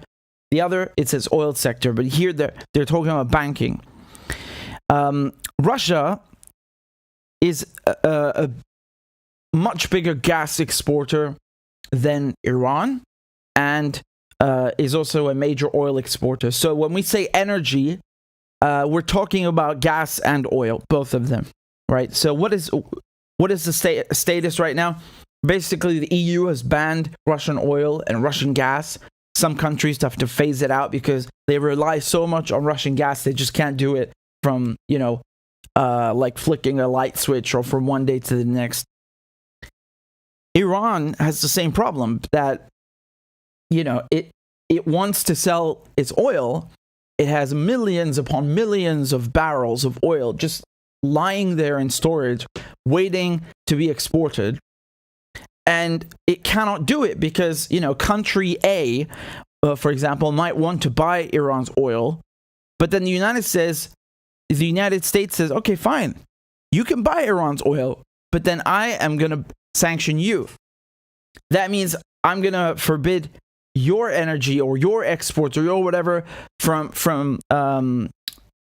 being just simply I'm going to outlaw and sanction your goods. And then it's like a domino effect, right? So the idea is they isolate these countries, and it does have an effect, right? It does have an effect when you can't sell your oil or whatever your exports are, your major exports. You're going to lose revenue, and this causes immense suffering for the people. Okay, remember, sanctions.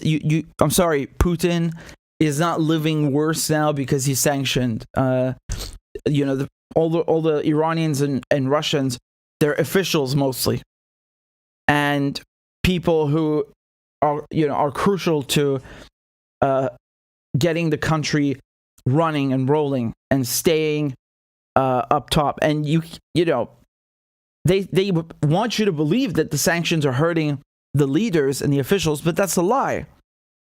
It's regular, civilians, your average Joe, random people, the entire civilian population that are really being hit by the sanctions. So when we look at something like this, where they're talking about a 20-year strategic cooperation deal, this is basically Iran and Russia saying screw you to the West. Now, Iran might have its sanctions lifted soon because of the Iran nuclear deal being finished here in who knows how long, but maybe it could be a few days, a few weeks. But it's not certain. It's not certain that they will revive it. So Iran is not hedging all its bets on, the Iran deal. It's not putting all of its eggs in one basket. Iran is thinking, you know what, just in case, I am going to be cool with the Russians because they're a big player. The United States is scared of them, and China.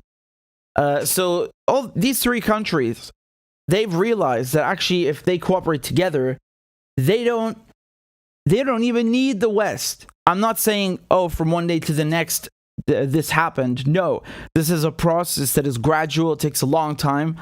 And that's what we're talking about when we say there's a rise of the East. In the Western press, they say, rising China, it's like those posters, of some communists, coming to get you or something. In any case, this is very, very important. And I want to just point to what Professor Marandi said just a few hours ago when we spoke. Remember, he is advising the Iranian delegation in Vienna, at the one that's carrying out the nuclear talks. And he said that the sticking point around the IRGC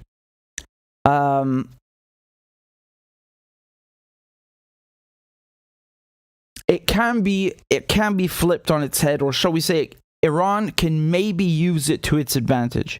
What does that mean? Well, the IRGC is the Islamic Revolutionary Guard Corps. Basically, it's a very elite and integral part of the Iranian armed forces. The United States placed it on its terrorist list, on the FTO. In response, the Iranians placed the United States CENTCOM, Central Command, on its terrorist list. In any case, right now in the nuclear talks, Iran, of course, wants the United States to lift this label because it doesn't want these sanctions. However, the United States is saying no. They're saying this has nothing to do with the Iran deal. I mean, it technically really does, because you're supposed to facilitate trade for Iran and make sure that it's not, prevented or impeded from existing, man, and just buying stuff and selling stuff in the global market, and using finance, the financial sector. I mean, this is basic stuff, but no, it's verboten, according to the United States. So Iran's been asking to lift this label. And in the media now, they're saying that Iran doesn't care anymore. Iran has dropped this demand. Iran doesn't care that the United States will not lift the terrorism label on the IRGC. And that, the talks can finally proceed. I mean, this is a lie, because Iran never said this is a prerequisite, right, or a precondition for signing the deal. Okay? Iran would like that, but it's not a red line. You understand? Iran never said that, you better lift the label or else there's no nuclear deal. Iran never said that. The media are telling you that Iran said that because they want to make it look like, Biden and the Americans are, they got one over on the Iranians and they're able to put pressure on them and make progress. Now, what Professor Marandi said earlier, he said that those people in the Islamic Revolutionary Guard Corps, let's just say in the guards, that's how you do it, right? They can just go and cooperate with their Russian counterparts or people that are in Russia and sanctioned. You understand? So at the end of the day, it's not going to change everything, and Iran can maybe use it to its advantage Because when we say here that both Russia and Iran are under international banking and energy sanctions, if the United States lifts most of the sanctions on Iran as part of the deal, okay, that is certainly an improvement. And those guys who are not sanctioned, they will just go and cooperate with the Russians who are sanctioned, right? That is basically what Professor Marandi said. Now, you see, they mentioned the nuclear talks, which is what I just did. I broke it down for you. But the article continues and says that despite a lot of rhetoric about close relations, bilateral trade between the two countries is quite small, only recently reaching $4 billion US dollars. The reason for this is that Russia, until its invasion of Ukraine, had a trade oriented toward the West and China, rather than Iran. Russian consumers could afford Western goods, and China, Vietnam, and others filled the void for cheaper merchandise. But that can somewhat change.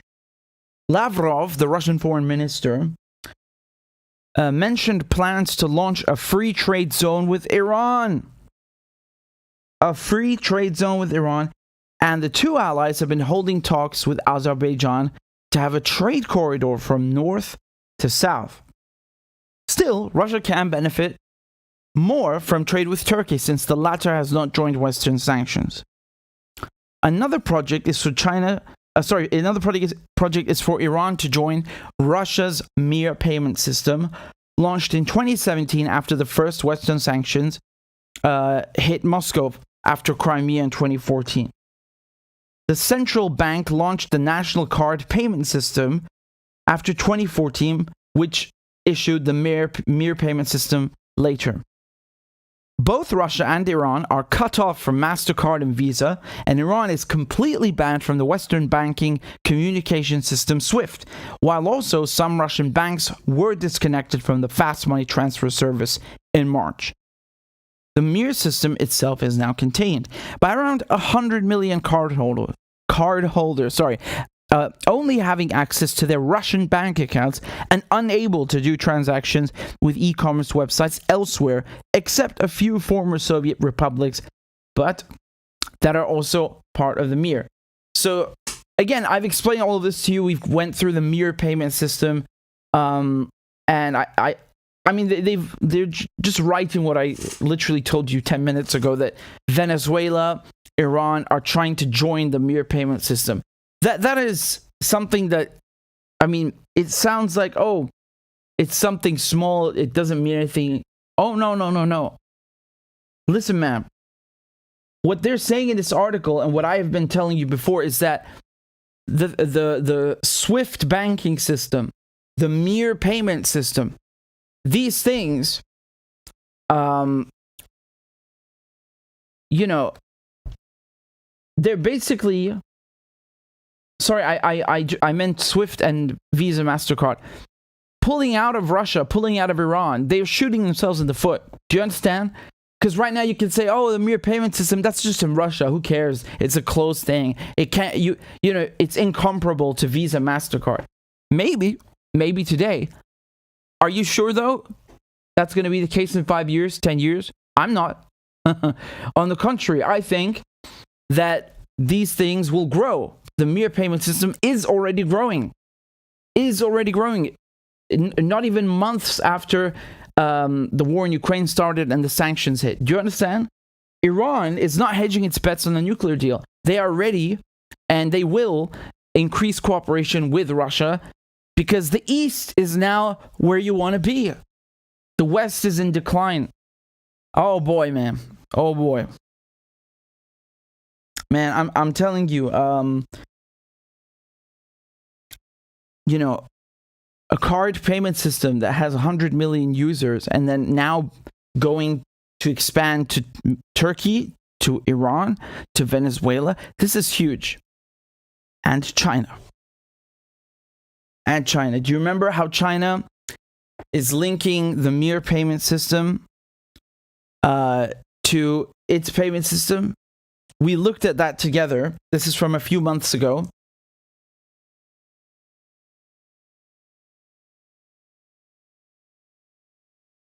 See? Union Pay, which is the Chinese one, expanding into Russia. I mean, this is unprecedented. No one would have thought of this, before all these sanctions hit. No one. So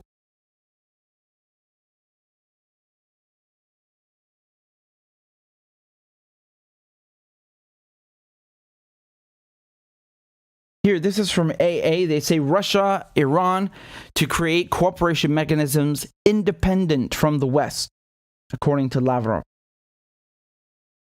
Russia and Iran are concentrating on creating mechanisms that will allow them to develop cooperation regardless of the diktats of the West. The leaders of the two countries defined concrete areas where the governments should make efforts to achieve the goals. Quote, our Western colleagues, in an effort to establish their complete dominance in the world, purposely and consistently destroy the entire structure of international relations.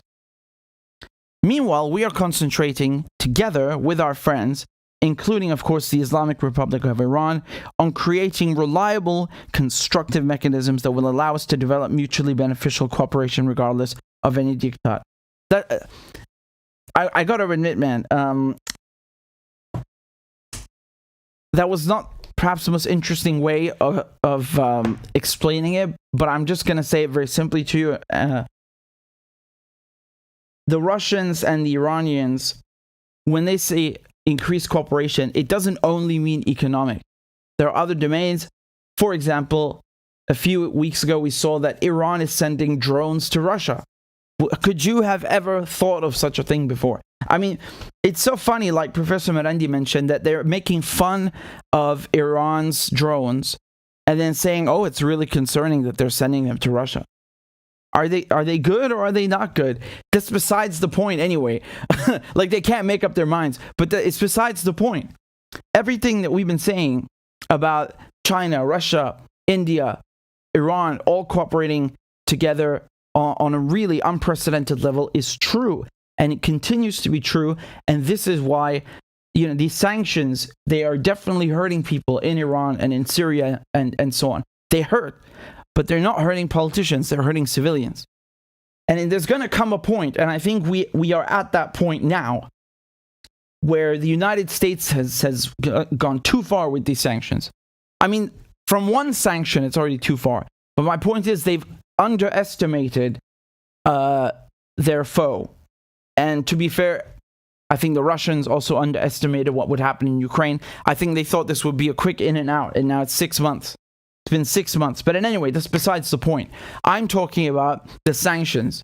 They thought they will sanction the ruble. Well, too bad. The ruble is now stronger. It's the strongest it's been in 2 years. What moron came up with this idea? On top of that, people are buying oil, which used to be, basically the oil is what props up the dollar, which makes the dollar a desired reserve currency. And now people are buying oil in other currencies, undermining the dollar. My God, man, we could go on and on. We could go on and on. I just want to say that it is really, really interesting to see the East come up with all these various alternatives and to see it expand. Because it's one thing to say, oh, well, Russia has this credit card, and it's another to say Russia's credit card is now going to Iran, going to Turkey, going to Venezuela. Oh boy. Let's listen to this clip. This is from the announcement earlier today. That's Lavrov, the Russian Foreign Minister. The current century is called geoeconomic, and some countries use the instrument of sanctions to put pressure on peoples. These countries endanger our own interests. Iran has 40 years of experience under sanctions. We see that in recent months the same sanctions have been introduced against Russia. The interests of the peoples are not taken into account. How can one get out of this situation when the interests of the peoples are not taken into account?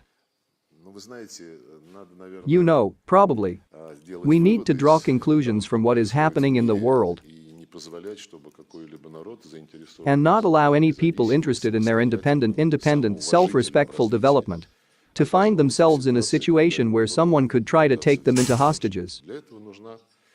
This requires one specific thing. You need to understand that the globalization that has been advertised to us over the past decades, on the basis of which the international monetary, financial and economic systems have been built,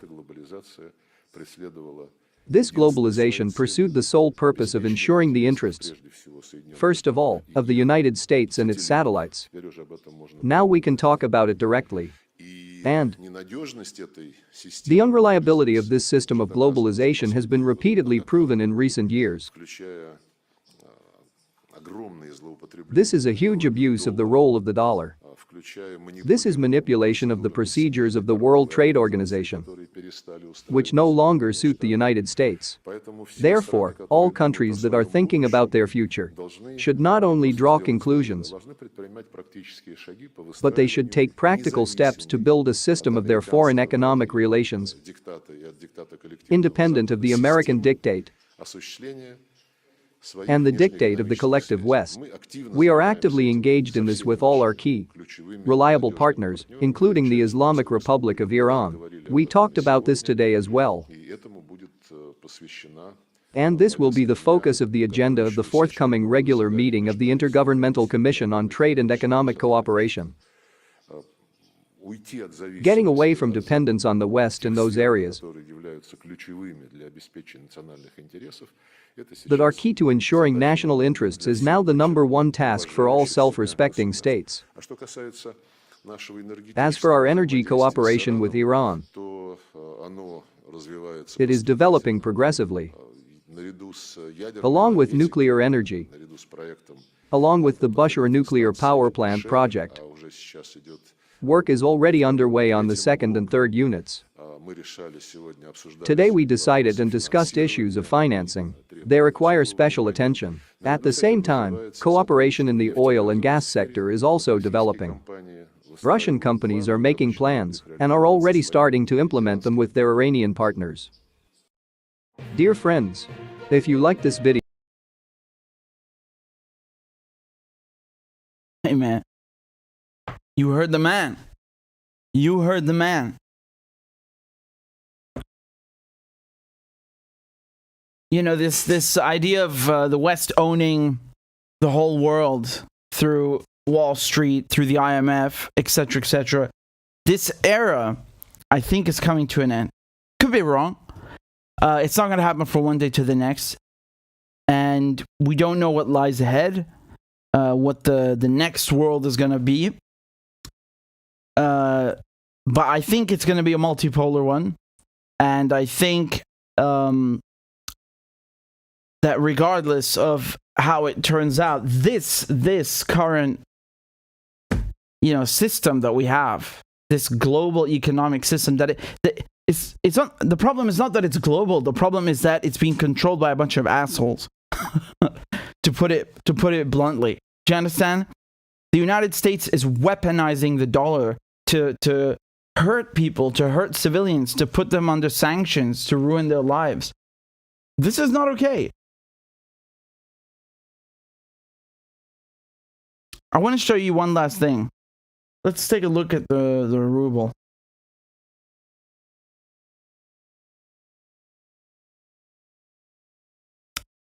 Oh boy.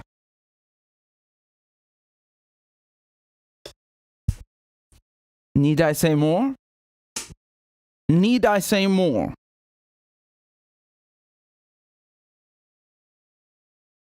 $60 rubles to the dollar. 60 rubles to the dollar.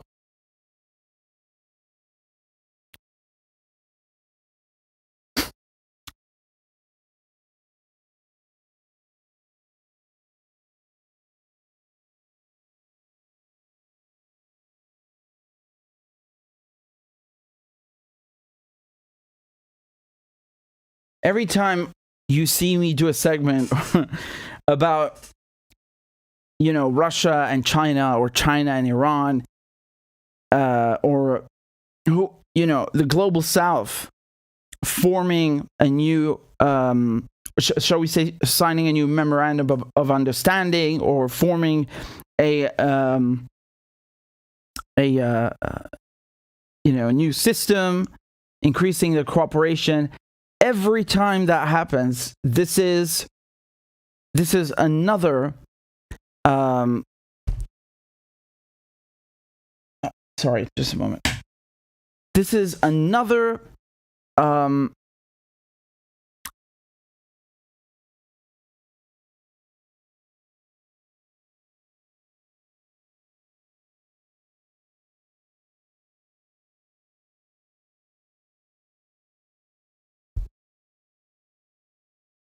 just a second. I just wanted to look something up. Hold on. Yeah. Look, they said exactly what I told you actually in the article, that they're cooperating on Mir, right, on the payment system. See? That's exactly what I told you. In any case, every time you see me do a segment about Iran and China, or China and Iran, anyone in the global south increasing their cooperation, working together on another level, that is another nail in the coffin of Western imperialism. I think the West really shot themselves in the foot. They fucked up royally. They have fucked up royally. All these sanctions are blowing up in their face, or rather their citizens' faces. They don't care when they're in their limousines.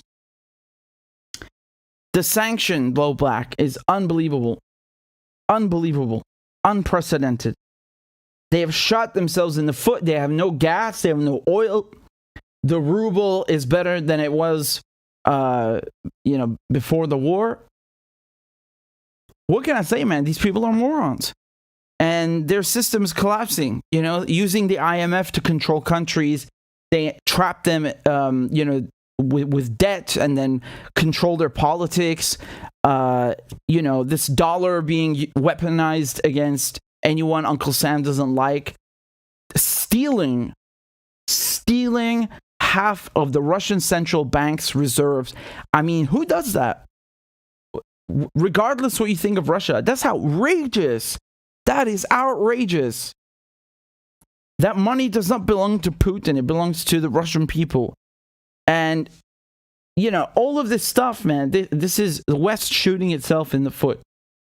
They don't know when to stop, and they've gone too far, because Russia is not, some country. And I'm not trying to say it's better than, Venezuela or something. No, but Russia has so much energy that flows into Europe.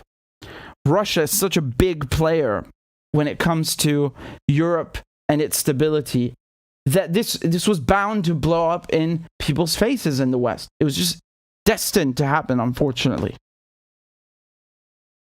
And now people are looking away. China, they're all looking away from the West and to the East, and they know what's up. Belt and Road Initiative, the 30-year cooperation, the 30-year agreement Iran signed with China last year, followed by a 20-year agreement with Russia. Man, come on. The West is in decline. Absolutely in decline. Guys, thank you so much for tuning in. Thank you for all your kind comments. We've got a super chat from Tish. Thank you very much, Tish. They said Russia is rebuilding in Mariupol, a 5-story apartment building, free units to the citizenry. Really? All right, listen, I'm going to copy and paste this and check this out for next time. Thank you for telling me. And I appreciate the donation. Thank you very much, Tish. And to all of you, if I didn't get to your donation or your PayPal or whatever, I'm sorry, and I'll try my best to do it next time. If you want to support the show, if you enjoy my work, you want to support independent media, please consider donating $1 or $2 or £1 or €1 wherever you live. We're at 834. subscribers, and we want to get to 850. So we just need 16 people to join, and we will hit the goal, and I can play 16 crab dances. Okay, not really, but still, I get to play crab dance. All right, guys. I'm just going to leave this here, and if somebody joins, I'll come back, play a crab dance. Thank you guys again so much for all your support. Thank you very, very much. Take care. Ma'asalama, and bye-bye.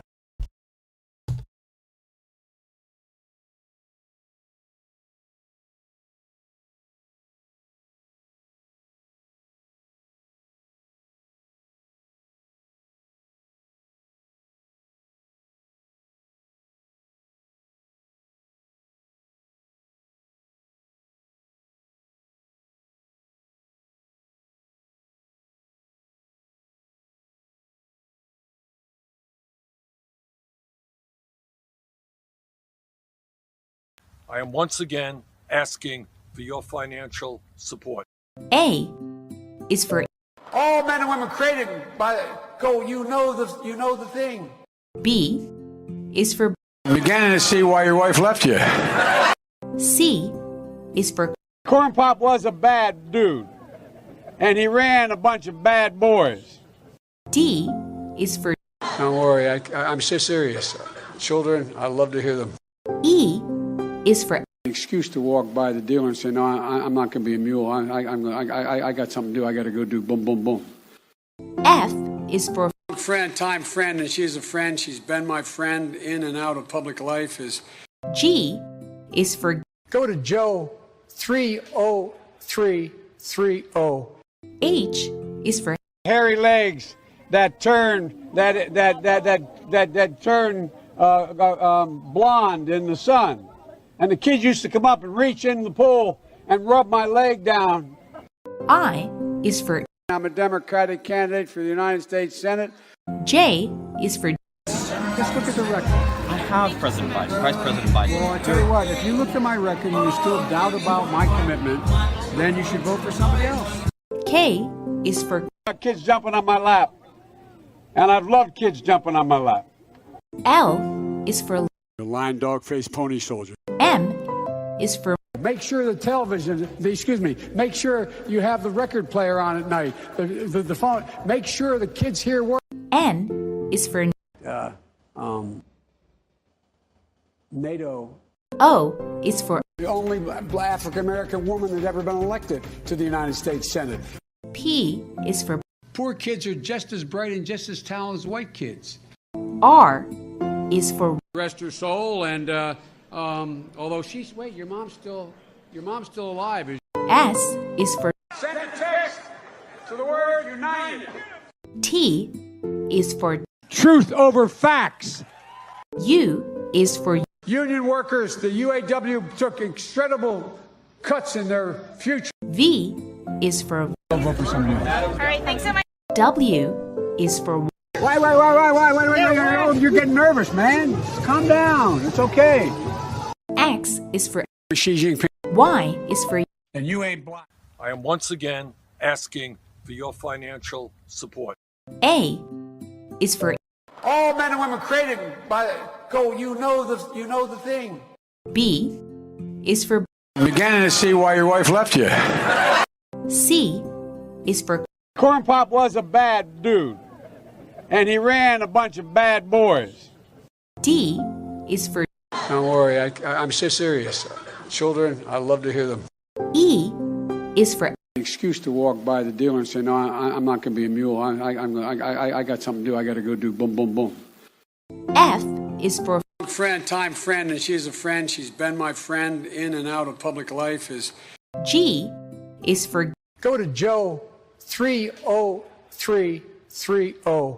H is for Hairy legs that turn blonde in the sun. And the kids used to come up and reach in the pool and rub my leg down. I is for I'm a Democratic candidate for the United States Senate. J is for Just look at the record. I have President Biden, Vice President Biden. Well, I tell you what, if you look at my record and you still doubt about my commitment, then you should vote for somebody else. K is for Kids jumping on my lap. And I've loved kids jumping on my lap. L is for The lion, dog, face, pony soldier. M is for Make sure the television, make sure you have the record player on at night. The phone, make sure the kids hear words. N is for NATO. O is for The only African American woman that ever been elected to the United States Senate. P is for Poor kids are just as bright and just as talented as white kids. R is for Rest her soul, and although your mom's still alive. S is for